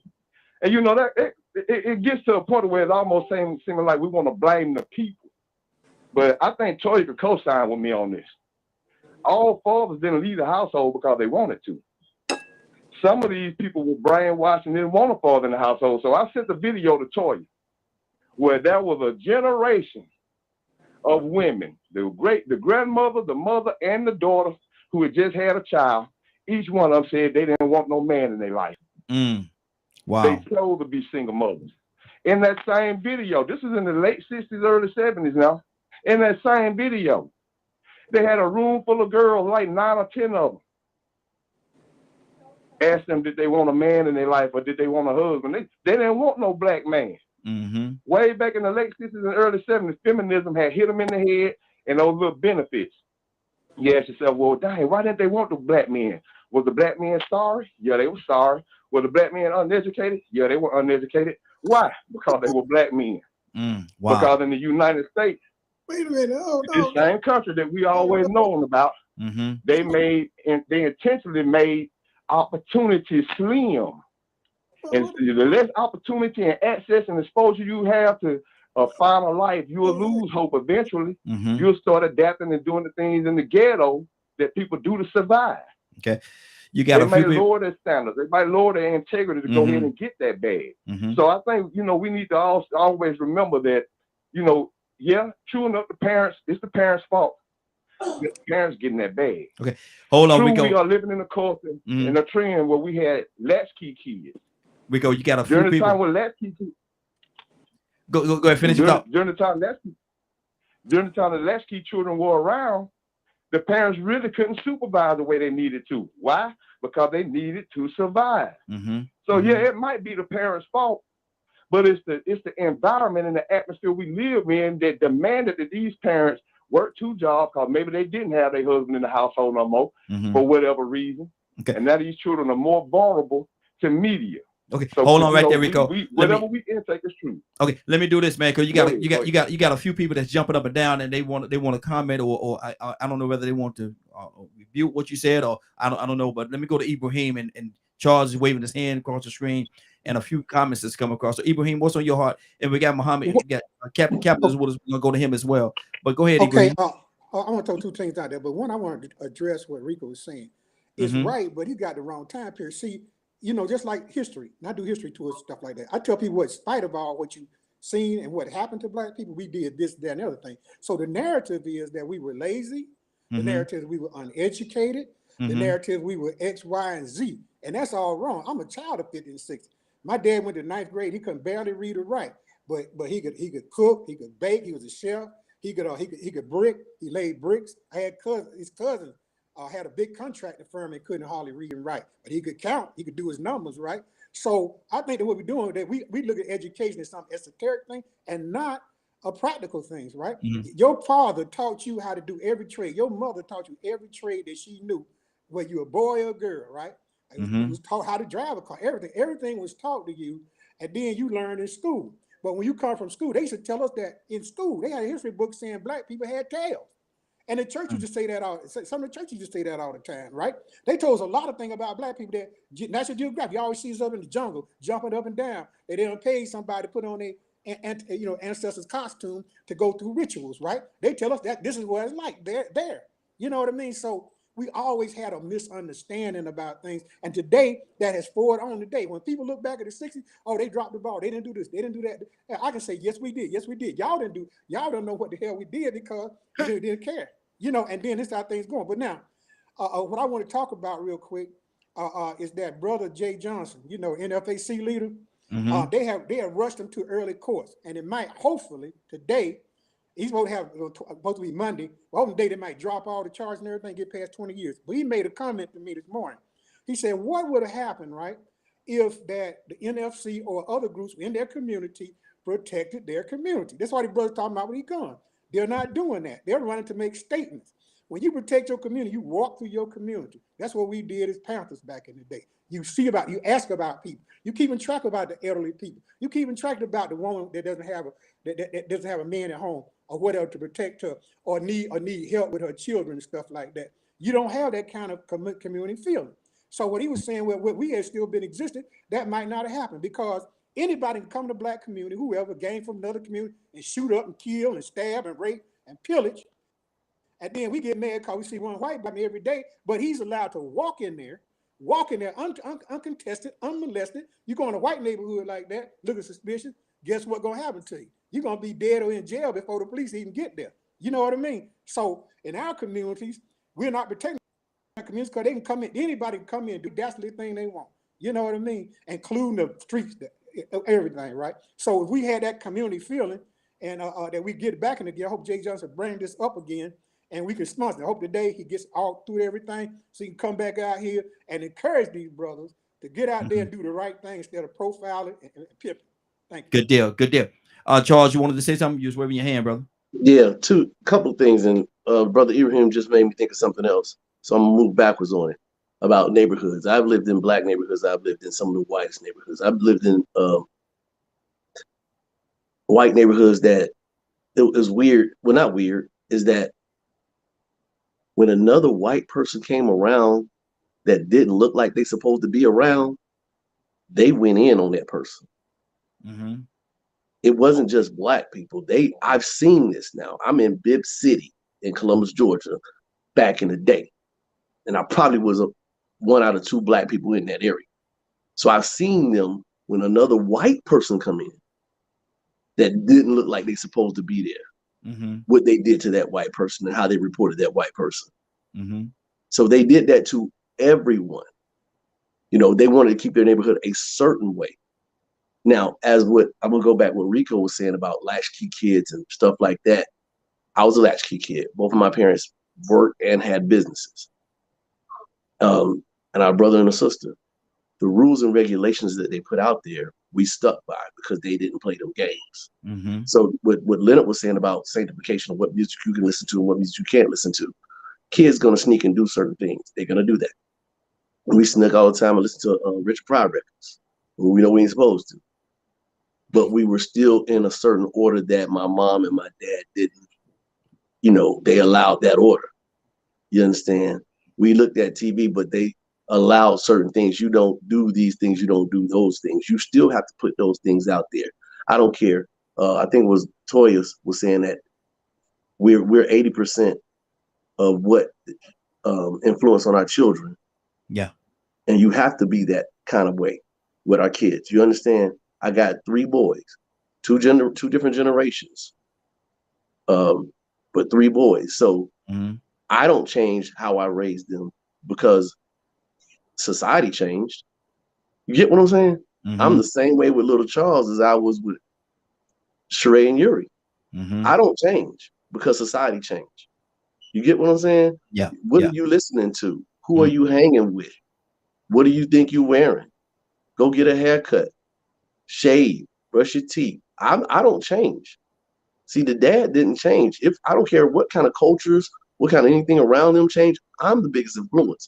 That's why I say when people say, well, I'm scared. Well, my kids are scared of the police. No, my kids are scared of me.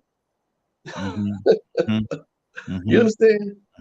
They got to think, if my dad get a report from a police about me, I'm in double trouble. Yeah, exactly. You see, so they looking at me as if I'm the TNI. See, you know what I'm saying? Go on over there, bro. Go on over Hey, there. hold on. It's Wednesday, man. Hold on. I ain't got to go to Wednesday. No, but you see what I'm saying, bro? You want to get one Wednesday week, brother? You see what I'm saying? I'm the biggest influence. You know, that's why I got my two oldest boys. No children out of wedlock. My youngest son the other night said to me, Dad, because I told him, I said, those two kids right there, you watch those two kids in your basketball team, because this is what I see in them. I told him that because I talked to him. He came to me yesterday. He said, Dad, you know, so got caught smoking weed. And he looked at me like, I said, didn't I tell you how those kids are? I saw it. He said, yeah, you did. So it's me. I'm that influence that even though he puts his earphones on and listens to music, and I'm going to say, what are you listening to? Yeah. Now, we're going to listen to that. Okay. Hold on now, Charles. You don't want 10 minutes. You only got 3 minutes, brother. You don't want 10 minutes. 2.5 minutes, man. Yeah. Now all of a sudden you count. No, yeah, you ain't counting nothing. I know I got to go to the corner. I know it. Exactly. Muhammad, good morning. How you doing this morning? Hey, good morning to everyone. I'm doing fine. Thank you for asking. Good day. We're talking about right now. We're talking about the responsibility in raising our kids and how much influence society have in raising our children. What do you say to that? Man, y'all like to pick these great subjects, man. That's a great. You know, I just got on and good evening, everyone. I'm so honored to participate in such great discussion. Yes, sir. I think that what we have to understand in every society, or at least one of the greatest things when you know man has gone off the reservation, the way you measure how we have gone so far to the left as human beings, we measure ourselves by nature. Nature is the greatest tool by which we measure our ability to function as human beings. Even though the human being is the greatest of God's creation, because he did not give the animals what we call free will. He gave that to us. And so every time I look at why we so off the reservation, I notice that nature, and every creature of nature, is what you call a creature of habits, a creature of habits. And you can watch the elephant world, and it's no different than the world of the lion, no different than the world of the monkeys. You pass on your past experience based upon what was passed on to you. And so the matriarch of the elephant takes the same route every year to lead the other elephants to grazing grass and to water. The exact path. Well, here we are talking about us and our families. Well, when the cycle of habit is broken, and there's no longer us being able to pass on to our children what our parents passed on to us, you have a broken cycle. And so we have 80% of the homes are headed by a single parent, and we know it's the woman. This cycle is broken. How would that young man ever know his role and responsibility as a young man if he don't have a father figure in front of him showing him that role and responsibility? That's good. So by right, we are a people that is referred to as handicapped. Handicap, if you look up the definition, means at a disadvantage. Well, we at a disadvantage because we only got one member of the family functioning to try to raise a household. So by right, since we are handicapped people, meaning that we're at a disadvantage, I say to every one of us on this line, you could really park in the handicap spot and you're really justified. But don't do it. Don't do it and give me the ticket. Yeah, So exactly. we are at a disadvantage. In order for us to get our culture and create a new culture, we have to create a new culture. We have to begin to become people of habit, being able to pass down what our parents passed down to us. And all parents that pass down that switch, you know what I'm talking about. Yes, sir. They're bad parents. But if you let society tell you that was called abuse, no, that was called discipline. So I have my views about we have to create and relink the chain that has been broken by us focusing as men to reunite with our women and don't let no other race of people divide us against ourselves. Absolutely. Absolutely. Absolutely. Leonard, what's on your heart? Badger, coming to you next. Leonard? What's on my heart is the temptation. You say the temptations. Jesus was hungry. Spirit led him into the wilderness. What the devil come in offering? Bread. I know you're hungry. What did he say? It is written. What's written in your life? What's written in your house? All the things the devil presented to him. Oh yeah, they were very desirable. But Jesus said, for it is written, I shouldn't do this, I shouldn't do that. And then at the end of these trials, he says, you know what, devil? Get away from me. Yeah. And the devil went away for a while. That's what you're dealing with each and every day. That's why it's there. So you know. You have to choose. You're sitting around waiting for people to choose right for you. Why? Why would evil choose right for you? Come on. I mean, I don't understand how one, because well, this and well that. Well, I tell you what, choose this day. Choose this day. I don't care where I don't care how long you live. You can be 22, you can be 72. Wrong is wrong and right is right, and it's based on what you choose on how you end up. Yeah. And you can think the devil gonna come to you and offer you a great deal if you want to. It's not going to happen. Ain't nothing redeemable about the music that I used to listen to, but that does not mean that I did not like it.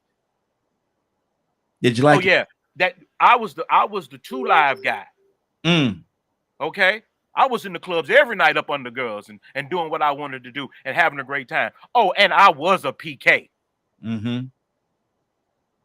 So I know the difference between right and wrong, and I know why I chose what I chose, and I don't blame that on no blue man, no white man, no green man, no music, no TV, no nothing.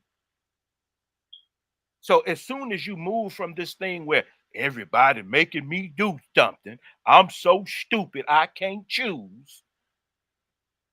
I can't fool with you. Because at some point you need to tell yourself, get thee behind me, Satan. When you gonna say that? When you gonna say it? See, you don't want to say it, and then you want to blame everybody else because you chose it. Come on now. Preach. I got a let me see. Donnell Green said, we go through hell to rest in peace. Why is that? Don't try it your way. See, I believe in the guidance of the scripture and apply it to my life. I don't just sit around and do it and talk about hurting folks. And no, it's for me. So I choose based on a set of moral values and ethics on things I would and would not do. It don't matter where I came from. I don't want to end up in the gutter. Yeah. I don't want to end up with a bullet in my head somewhere. I don't want to end up spending the rest of my days in prison because for some reason I couldn't control myself. So I've had to practice patience. I have to practice nonviolence. I have Yeah. to practice treating everybody else right. Mm-hmm. And for me to believe that everybody else sitting around, I was wondering where y'all from because I was born in evil all around me. So Mm-hmm. I don't understand this notion that somehow I was able to escape right and wrong. Exactly. That's good. That's good. 508-924-3521. 508-924-3521. Badger, what's on your heart, brother?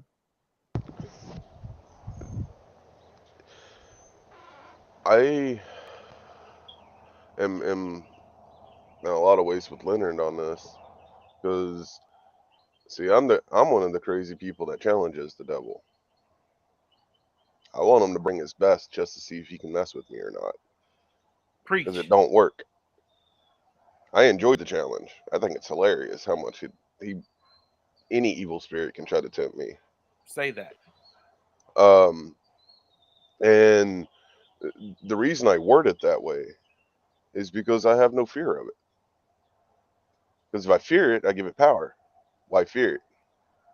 Mm-hmm. I've survived too many death encounters to be scared of something that's trying to be silver tongued. I had a mother for that. Um, so it's making choices.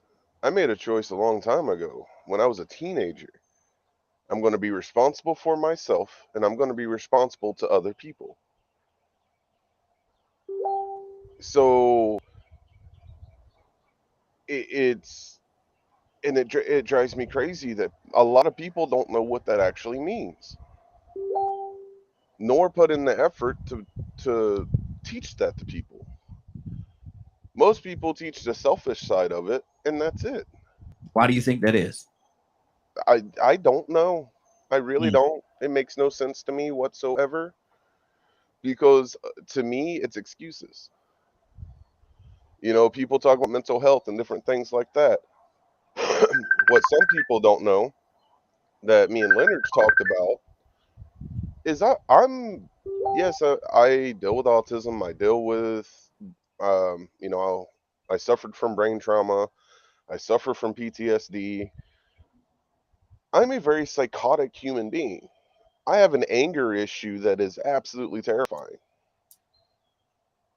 To me, when I see someone hurt a child, I want to skin them. Those are the thoughts that go through my head. But I know how evil that is. So I combat it going, no, that is not the real me. I need to ignore that. I need to not let it go and not hold on to that anger. Every time I see what's going on in the political world and how it affects all of us, especially those that are less fortunate, Mm-hmm. what has been done to the indigenous people, what's been done to black people and Asians and poor whites and everything else. I could be the most angry human being in the world, but why? What is the point of running around being angry all the time? Mm-hmm. It That's good. doesn't serve a purpose to me. I would rather learn history from multiple different facets, untold stories, different things that they don't put in books all the time, talk to people that actually experience it, learn how to process it mentally and emotionally. So that way, when I talk to a younger person that's going through something, I can go, well, these are the tools I've learned from not just myself, but a bunch of other people, and why I choose to stay positive. Because being positive in this society is a lot more valuable and dangerous to people that want power. Mm-hmm. Good deal. Because when you stay positive, you learn you don't need to be greedy. You don't need all this extra stuff that everyone talks about. Mm-hmm. Good deal. Let me keep this thing going, man. And we got a few callers that just called in. As a matter of fact, we Can have I ask you a question just since it's Wacky Wednesday? go ahead. How powerful of a teaching is being responsible for yourself and to others? Mm, good question. Good question. Very good question. We got I'm trying to see who we had next. I lost track of the order they called in. But Willow, good morning. How you doing this morning? Good morning, Raheen. I'm dropping the kids off at school, so call me. Let me come back in later. Okay. We have another caller. Caller, what's your name? Where you calling from? Is it this one here? Is it me? Yes. What's your name? Hey, my name's Oren Hudson. Hey, My Oren. name is Oren Hudson. I'm calling from Stone Mountain. Hey, how you doing, sir? Oh, best day of my life. I get to talk to Raheen. Come on, man. Cut it out, man. Cut it out. What's on your heart this morning? I know you've been listening in for a minute, man. Definitely, it's an honor having you with us, man. What's on your heart?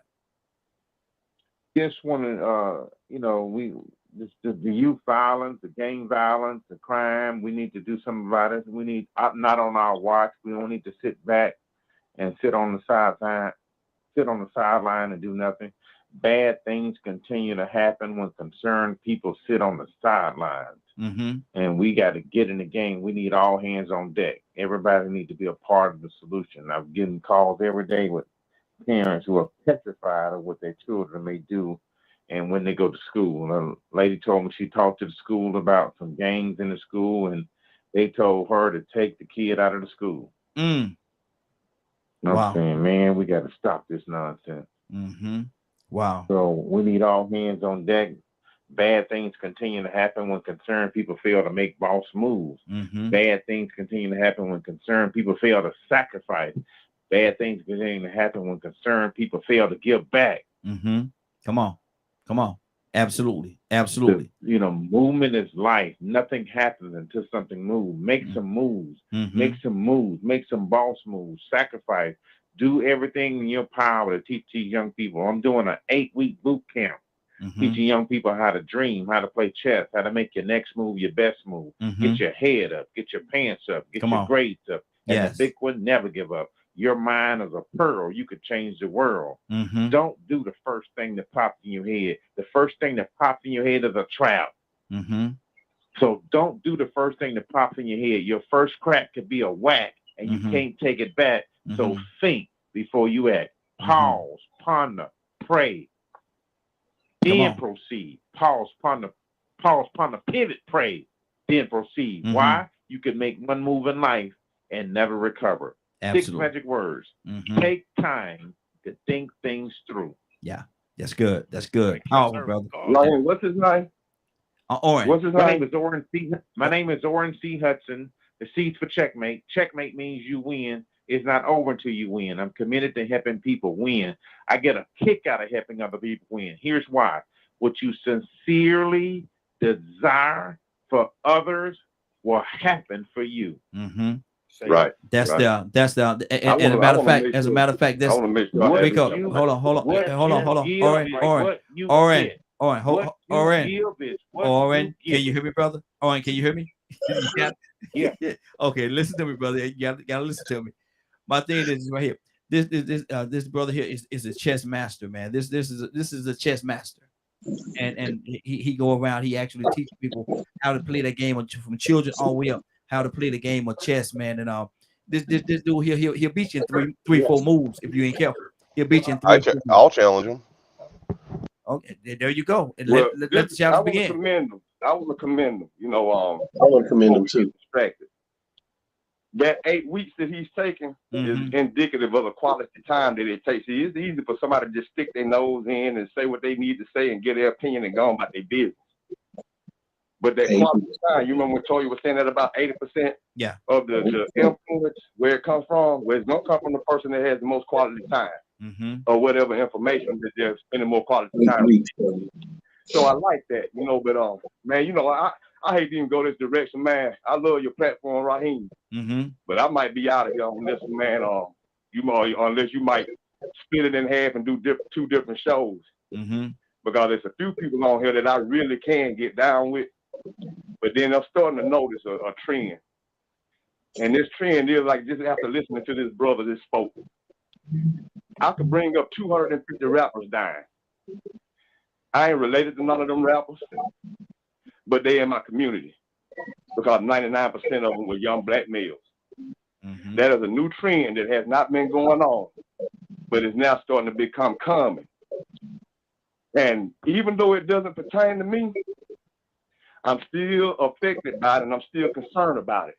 But what I'm noticing, the more I hear people comment on here, I see now they just on here to toot their own horn. I did. Well, if they didn't have what you had, I researched this. I do this. I do that. But what about the other issues that you? I mean, if these are issues that are going on that don't pertain to you, then how is that fixing them? While you talking about what kind of decisions you made? Maybe they didn't have the guidance or the mentorship in the past to be able to think properly. You know, sometimes we have to be taught problem-solving skills. No, all the time. You have to be taught to think for yourself and not to be so gullible or vulnerable. But influence is real. You as a parent are influential. If you train your children good enough to make better decisions, you did your job. But some of these parents didn't. So just like Oren just said, some of these women come and asking for help. They can't keep the children out the game. They can't keep the children out of trouble. They're asking for help. Can you imagine coming to that mother and saying, well, this is what you did. You made the choice. I did this and I did that. I don't understand. I just want to know how they're going to fix the problem of our culture and our young generation killing rappers and smoking on ops and twerking because you didn't make that decision. I didn't make the decision either. Look, I ain't rapping and I ain't killing now one of them. But it's still an issue that needs to be addressed before it becomes the norm. So for us to actually have some type of impact, we got to get off of tooting our own horn because I'm picking up too much information that ain't got nothing to do with nothing, but I'm glad to know that y'all doing things. It's good to know that y'all are meeting people, rubbing elbows with certain people, but it don't have nothing to do with some of the topics sometimes. And I'm hearing it on a consistent basis. I got. But what about the people that didn't? Good. Let me the situations we speak on are situations that affect people that it might not affect us, but it is going on. It's a reality for many people that maybe we can't understand, maybe we can't comprehend, but it's going down. Good deal. Hold right there for a second, Rico. Let me pull out Captain. What do you say to that? What's on your heart? Well, you know, I'm really in the listening mode. I like what Brother Rico said, and I'm really interested. You know, everybody on here is just saying some remarkable things that we can add to our own utility belt that we can use anytime we trying to further the cause of youth, further the cause of our family, further the cause of our race. We have to understand, I heard Minister Farrakhan use these words. He said children would do what is natural until you teach them what is normal. And I pondered on those words of wisdom. Children would do what is natural until you teach them what is normal. Children will adapt to the natural environment. And that environment, without guidance, will shape and create that youth or that child to the point where they think what they're doing is normal. It is the parent or the adult responsibility, the young people to understand what you're doing there, young man. Absolutely. That's not normal. But if you don't give them the guidance that they need, it's like water seek its own level. They will adapt to the environment by which we're in. So we can all the time. I like when only reason I don't like to always agree with somebody because I don't want to make people think I'm in here dealing with some personality worship. But he brought a very good point. We are doing great things, and that's why I mentioned to you yesterday that we need to highlight for real in the book of Dale Carnegie, How to Win Friends, Influence People. He said all human beings have a need to feel appreciated. Every one of us on this line, whether we want to accept it or not, we lack appreciation for our craft, for our career, for our talent. And so since no one blow our horn, we get on here and blow our own horn. because we're so jealous and envious of one another that we can't see the value in each other. And we can't compliment each other. We can't even say that was a good point so and so made because we're like a child in the sandbox. We have a sandbox mentality. Ooh, ooh, look at me, me, ooh, ooh, ooh, me, over here, ooh, ooh, ooh, me. So we have to mature to recognize the value in self first. If you don't recognize your own value, then nobody else going to recognize it. We all suffering. We all suffering. We all suffering from being appreciated for what we bring as a contribution to the advancement of humanity, not to the advancement of black people, not to the advancement of white people, not to the advancement of Asians, but to the advancement of humanity. And we have allowed society to take away our humanity. So we don't see each other no more as human beings. Oh, that's an Asian, that's a gay, he's black, he's a Muslim, he's a Christian. We have failed to see each other. So I say it again, the best religion is to treat people the way you want to be treated. Absolutely. If we practice that, practice that. Could we lose? I would never disrespect you. I would never insult you because I wouldn't want nobody to do that to me. So I think we have to begin to see the human factor and get away from the color factor. That's Absolutely. what I'm going to be in. That's where I'm maturing. I'm maturing in that level. Thank you. Yes, sir. Yes, sir. Cassandra, what's on your heart? Will I come to you next? Yeah, I'm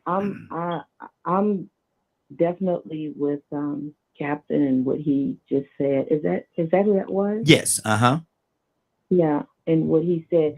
That's why I constantly say everyone on here is individuals with their own perspectives and ideas and opinions on what, on whatever it is that we're talking about. I don't want anybody to be like me. You shouldn't want anybody to be like you. Captain shouldn't want. We're all individuals. And what we have to say is important. I say that all the time. What we have to say is important. And I don't look down on, just because your opinion is in my opinion, I don't look down on you. I don't bash nobody. That's what you believe. That's what you believe. And when I talk about the things that I'm doing, I talk about that to say, let's all be proactive. Someone said about, what are we doing? The only reason I mention what I do is because I want people to be proactive. I say that on my page all the time. Listen, I'm doing this. I would like to see other people come in and let's get, if we all do that, we can get some things accomplished. Yeah. You can get some things accomplished. But if you don't know what I'm doing or what somebody else is doing in a positive way, then what you just sitting around doing nothing. So what about looking at somebody that's doing something and say, hey, maybe I could do that. Maybe I could help her do that. Or maybe I could start my own thing and do something to help. So that's what it's all about. So I appreciate what Captain just said. And I think that's important. We're all individuals doing our best. Absolutely. To try to make our communities better, hopefully. Good deal. Willa, I say I was going to come to you next. Willa, what's on your heart? Good morning. How you doing this morning? Good morning, Raheen. Good morning. This is Way Out Wednesday, Willa. I know. This is real good. Because a lot of times our opinion is our testimony. And our testimony always, it might just help someone who may need to be, who listens at that time, might be going through something. So that's one thing that I want to get out real quick. But the other thing was so far back when somebody was talking about the parenting around the 60s and 50s and all that stuff. A lot of people say now that I don't want to be like my parents because my mother, she was so submissive. She was just so submissive, and my dad just got away with a lot of things because my mom was so submissive. I'm not saying that in my own home, but I'm saying I've heard that so many times because during that time, the women were submissive. They submitted to their husbands. Whatever they did, as long as they came home, they were all right. And see, a lot of the younger women who saw that said, I'm not going to allow myself to be like that. No way. I got a man. I can think of my own. Blah, blah, blah, blah, blah, blah. So, yeah, during that time, a lot of women stayed with their husbands, but they stayed with them sometimes for the wrong reason. Yeah. And they were unhappy. I don't want to live in a life that's unhappy. I want to be in a marriage that's happy. That I can come home and say, it's my home. When I come home, I want to say, it's my home. Yeah. I don't want to come home to a house and hate that I have to come home. So that's what I want to say right here. Good dear. Let me go back to Cassandra for a second. Cassandra, you got something you have to do this morning. It's a very special day for someone today, isn't it? Very special day for someone? Yes. You're great. In my family? Yes. Oh, yeah. My first great grand, it's her birthday. Now you got to say happy birthday to her. Now I know she may be in school or something like that, but she better hear it later. Say happy birthday to her. Well, happy birthday, Gabriella. Yeah, she's 8 years old today. Good deal. So I'm happy about that. Thank you. You're welcome. You're welcome. Now, Goddess, what's on your heart, sis? And happy birthday, Gabriella. Goddess, you there? The mute button right there. Push that button right there. Push that button. The blue one. The blue one. Yeah. Okay. There you go. Okay. It was very interesting about a couple people what they said. I love the way the gentleman spoke, but he said it's not about it's about humanity. Yes, it is been about humanity, but we've been talking about humanity for a long time. And right now it's about learning who we are as black, or shall I say indigenous folks. We need to learn who we are because we never have learned that. And it's time for us to start learning our true history. And some of the things, cultural things that we should get back to the universe, learning about the universe. That's why bees, everybody think bees fly. No, they levitate. A lot of people didn't know that. And we have to get ourselves back to a mental status. And I understand the young lady when she spoke about the fact that the humbleness, but sometimes being humble is something that we need to learn because we have so much animosity within our spirit because we've seen so much, and we don't even know that we have post-traumatic stress disorder within ourselves from what we've seen as we grew up. Wow. And a lot of these young folks are growing up seeing their best friends getting shot, their fathers being killed. So it's a lot of post-traumatic stress that's going on. And with that post-traumatic stress, that we need to start learning how to be humble. Because once we turn around and learn how to be humble, and humility is one of the hardest things to conquer. Because somebody do something to you, you want to turn around and react and get to them.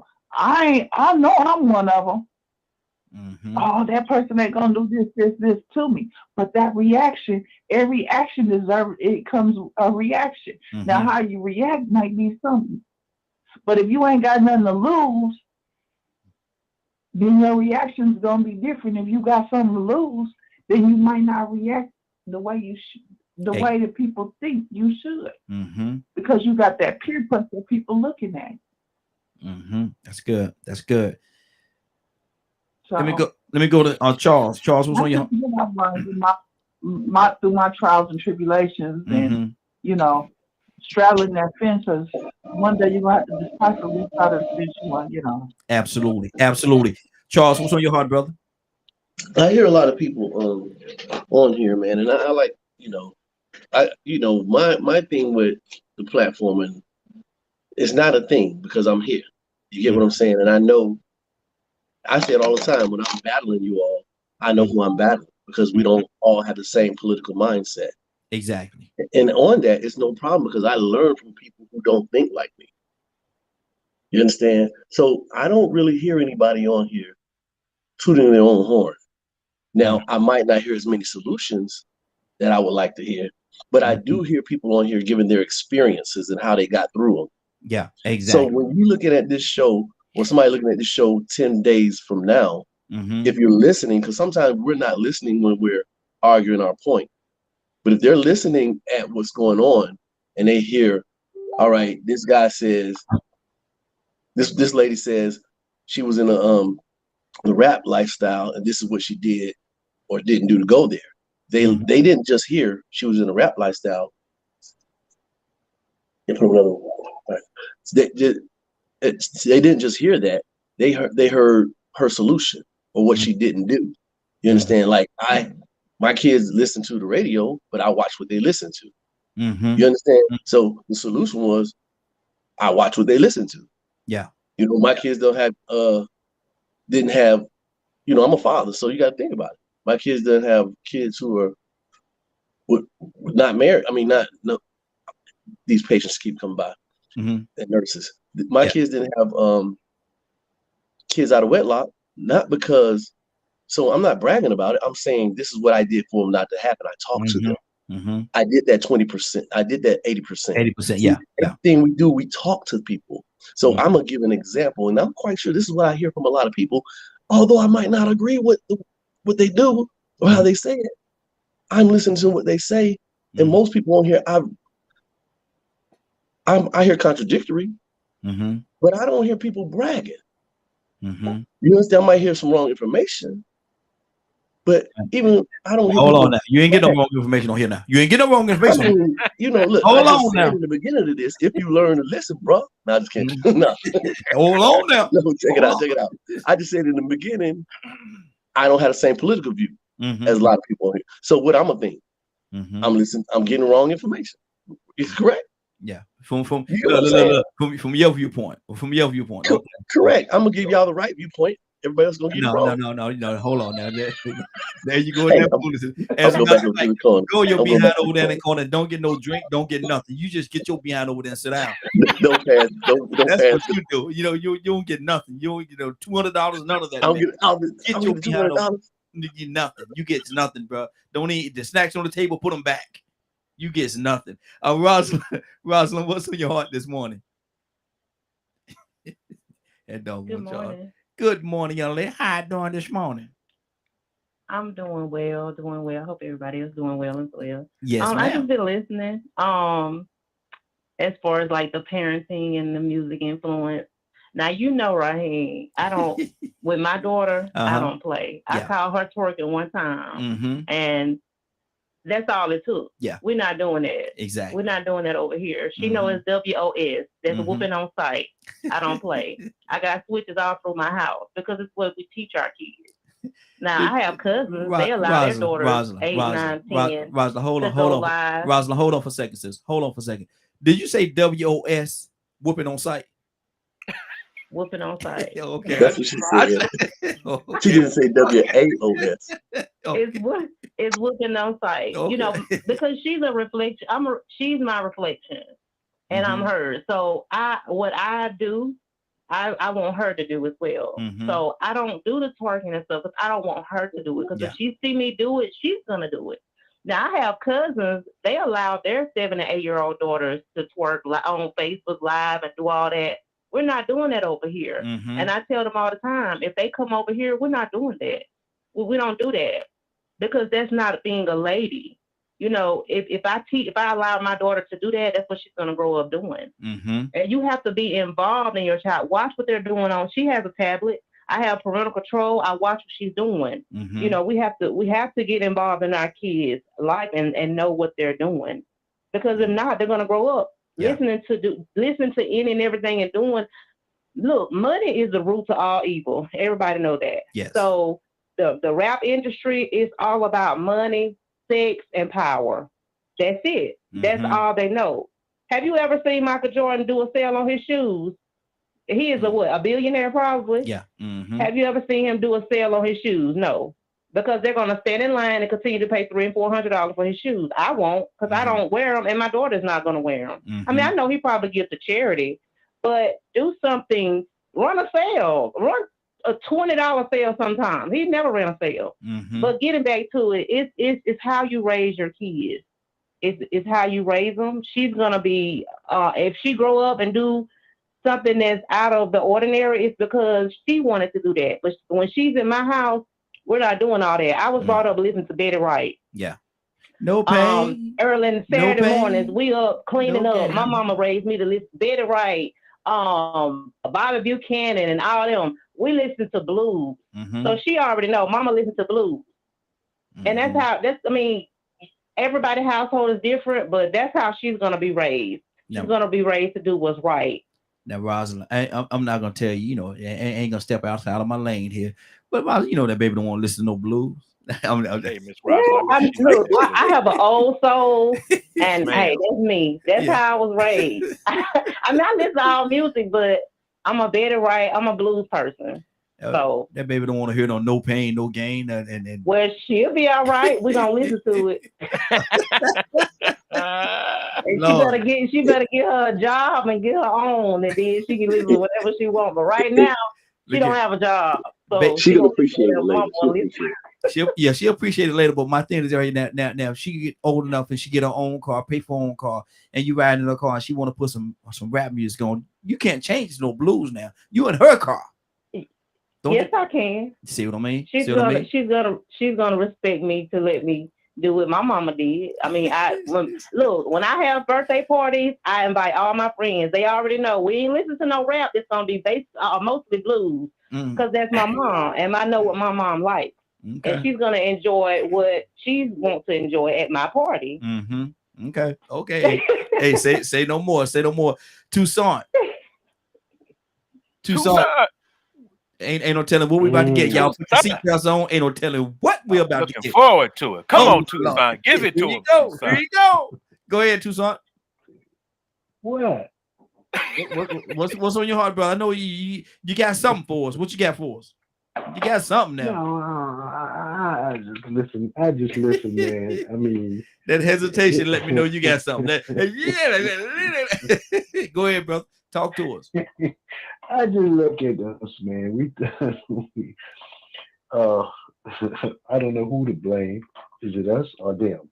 Blame me. When did we start following our children? Blame me.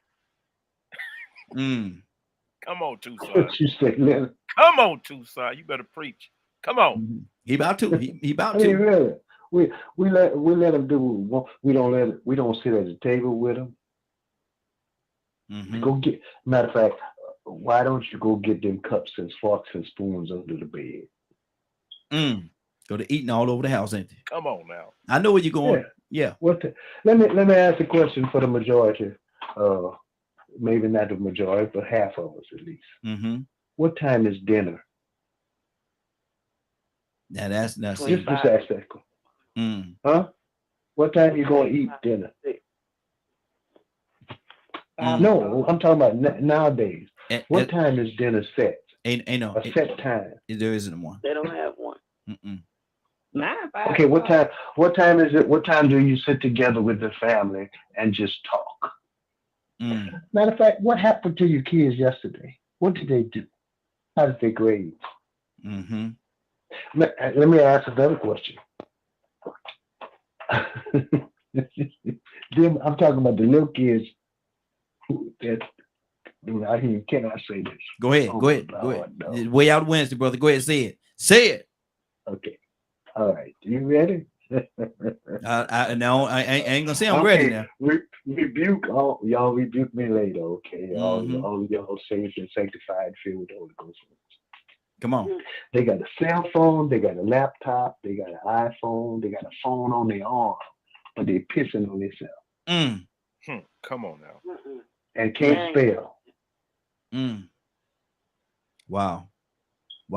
I'm gonna let and they you... got Jordans. They got Jordans on their feet. And they got skid marks in their drawers. And making ills. And making they saying making elves. Lord Jesus. Boy, y'all were Tucson. That's true. Hey, Charles over there in the corner. He needs some company. Tucson. Why don't you go on over there and sit with him? Go ahead on over there. Go on sit with him. So who fault that is?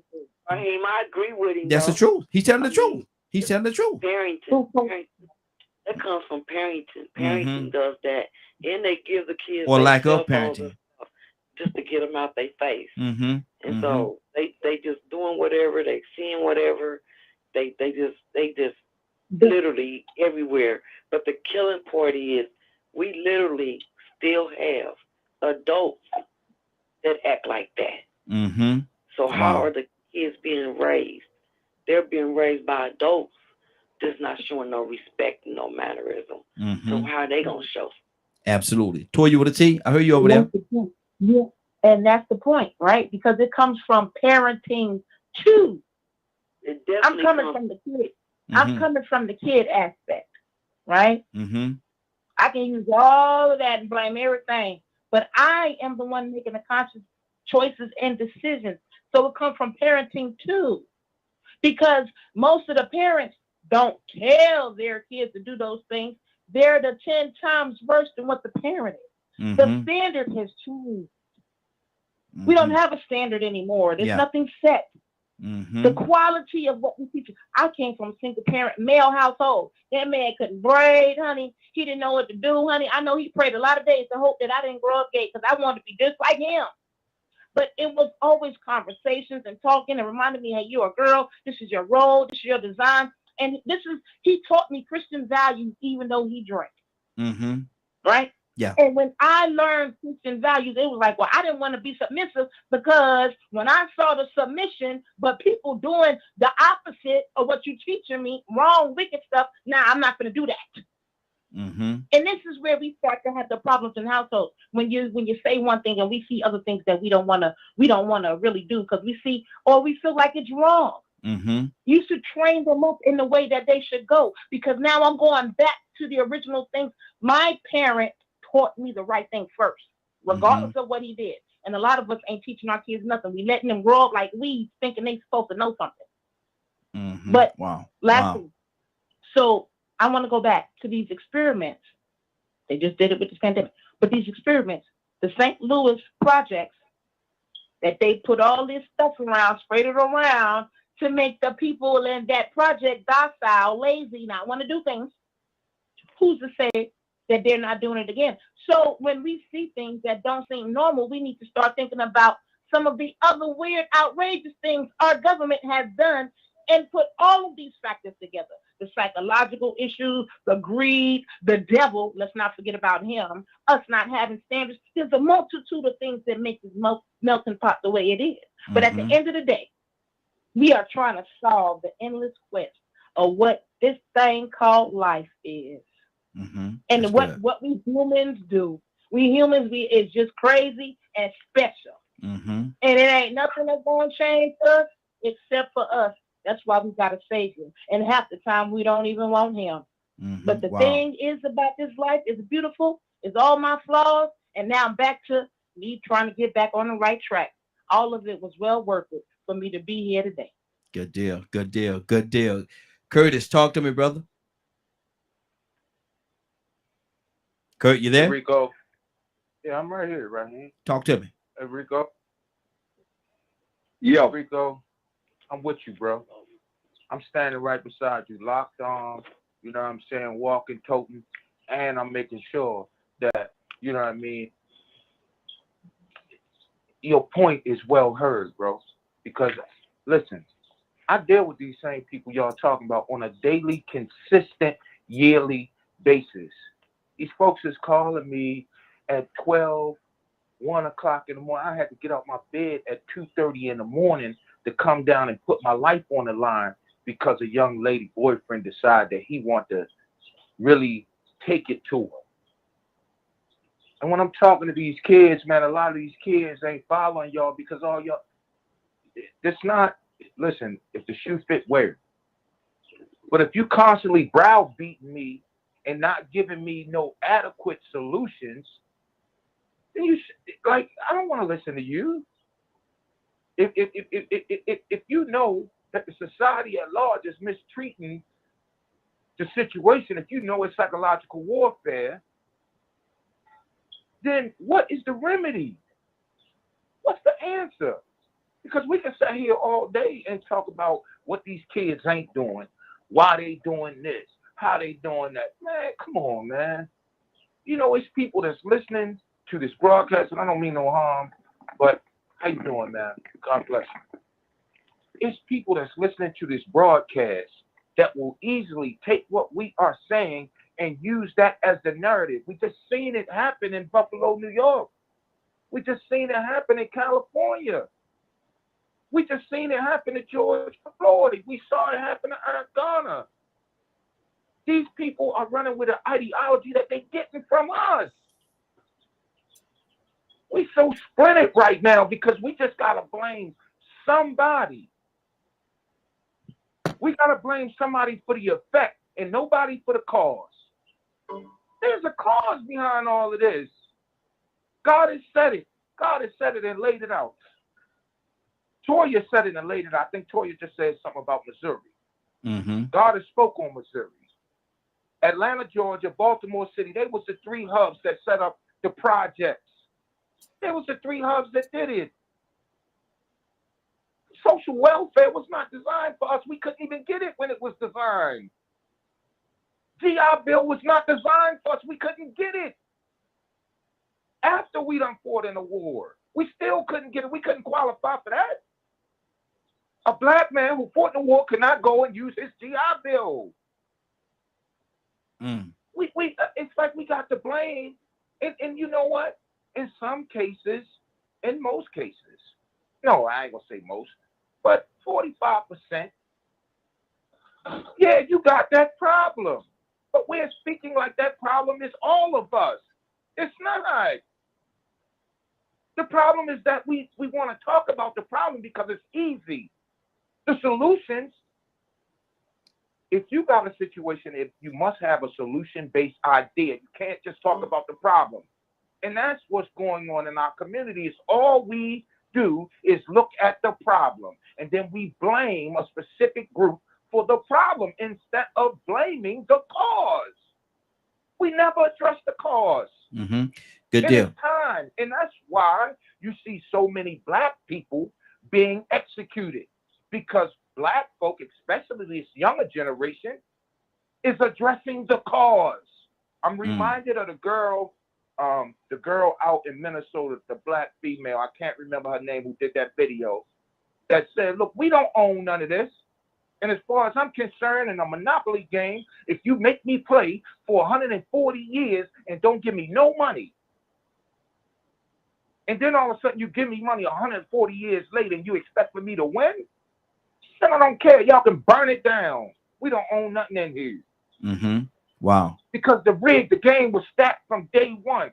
People better look at generational wealth and see how it was established. Absolutely. Read the Connor report. Okay, Curtis, we got to get out of here. Read it. Okay, good deal, Kurt. We got to get ready to get out of here, man. I'm gonna touch a few more people. We got to get on out of here. We're gonna go to Leonard and then take care, man. Yes, sir. Leonard. What's up, Raheen?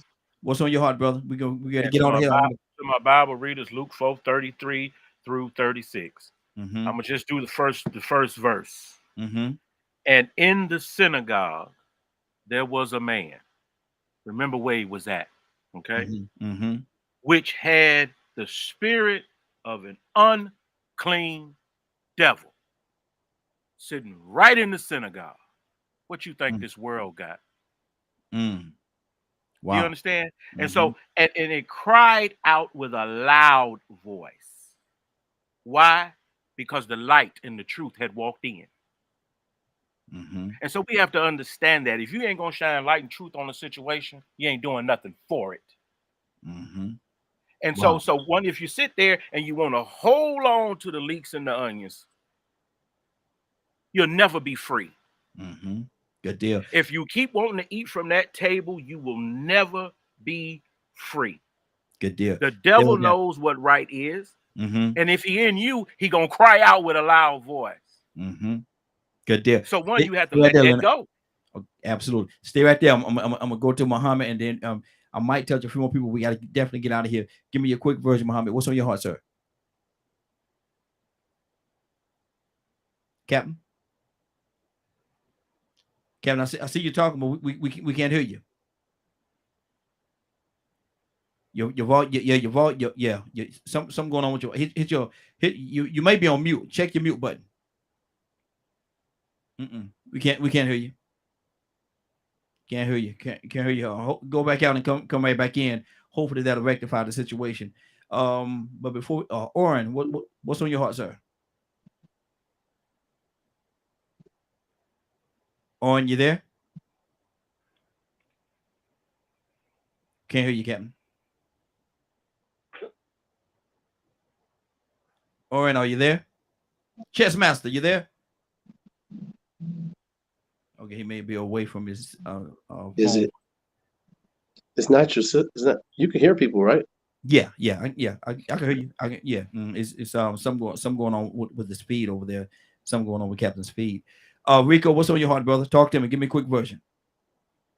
Man, first off, man, I want to say Curtis knocked it out the park, man. Mm-hmm.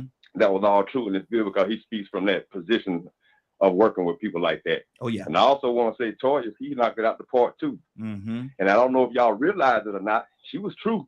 She said there was a multitude of things. The parents are the biggest part of it. Mm-hmm. That is undeniable. Yeah. The mother is the first parent. Mm-hmm. But I'm gonna put the onus on both parents. But she said something that we have to pay attention to, and this reason why I'm gonna bring this up is for some people to think about influence. She said they were spreading those projects up in St. Louis to have a mental effect, physical and emotional effect on these people. Now that's medical apartheid. Mm-hmm. And if it affected those children, it affected those parents. Mm-hmm. So just think about how out of order they were, because they were also influenced by the same chemicals. So now you have to think, what was the motivation behind that? Why? Who caused it? Who did it? And why would they do something like that to this community or this race of people? So I want to, make sure people understand that true enough, it is on the parents, but we got to understand that some of our Black parents are victims of this same psychological warfare, this medical apartheid. It affects every piece of our existence. And then I want to bring up what Willa said, then I'll be done. The parents and the fathers have left the home. And we have to hold those men accountable for being deadbeats. Mm-hmm. But once again, like Toya said, it's a multitude of things. And she said something that a lot of people miss over when I say it.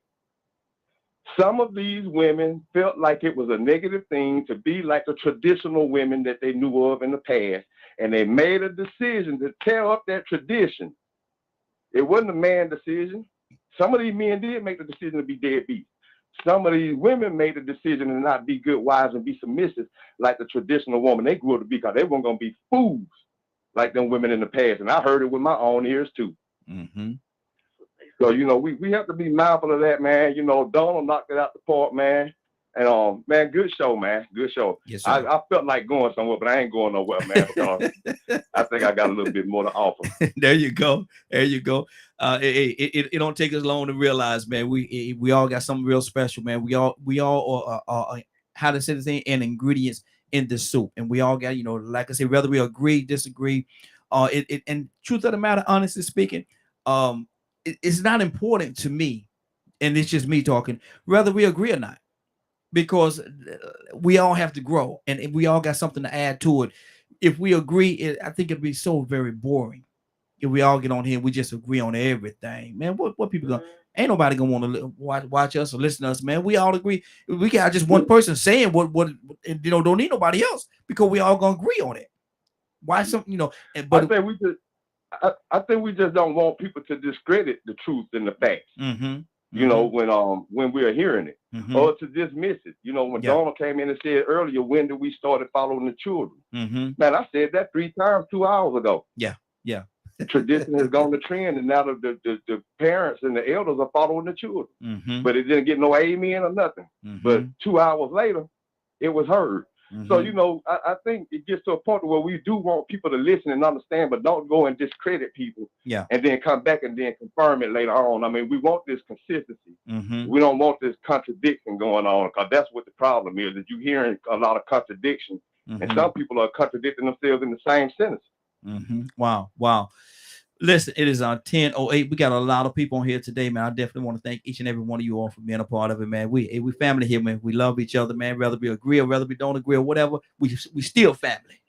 We still family. We still love and honor and respect each other, and that's just what you're gonna get here. That's what you're gonna get.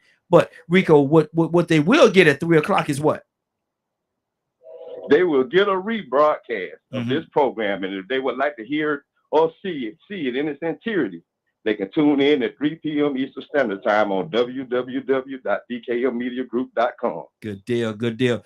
I was ready. I wanted to go to Badger. He done jumped off on us. I knew he had something on his heart before we get out. But Willa. Hey, Raheen, let's go. Willa. Go. Are you ready? Are you ready? Let's receive him this morning. Let's go, Willa. Let's go. Let's go. I'm ready so to receive the word, Raheen. Father God in heaven, Lord, we thank you. Thank you, Lord, for allowing us to get up this morning. Father, we know you must love us some kind of way. Because Kay said that some of her people didn't even get up. But we thank you for that opportunity, Lord, to get it right with you, Lord, to get that right relationship with you, oh Lord. Father, help us. Help us by giving us the wisdom, the guidance, and the understanding to allow ourselves to be in your will and not ours. Father, kill this flesh every day. Decrease us and allow the Holy Spirit to come in to show your word that you be the light of this world. Father, we know you are the season of this world and you utilize each and every last one of us. So, Lord, we thank you for that. Thank you for being an awesome father. Thank you for being the example of what a father should be to their child. We thank you for that, Lord. Thank you for your words, because you sent your words to heal us, guide us, protect us, and show us your way. Father, thank you so much. Touch each and every last one that's on this line. Keep Raheen and his family safe. In Christ Jesus' name, amen, amen, and amen. Thank you, Lord. Amen, amen. Cassandra. Yes, sir. What's on your heart right now, Cassandra? You got something on your heart, something on your mind. Let it off. That Tupac said. No, I'm good. Thank you. Look here, I believe you got something on your heart, but I'm not gonna. I ain't gonna push it though. I ain't gonna push it. Rosalind, what's on your heart, sis? Anything? Oh, nothing. Just what I said yesterday. We'll force when we're together. Everybody just stay determined and continue to focus on your vision, and let's continue to make a change. You say you're gonna go on the Wheel of Fortune? No.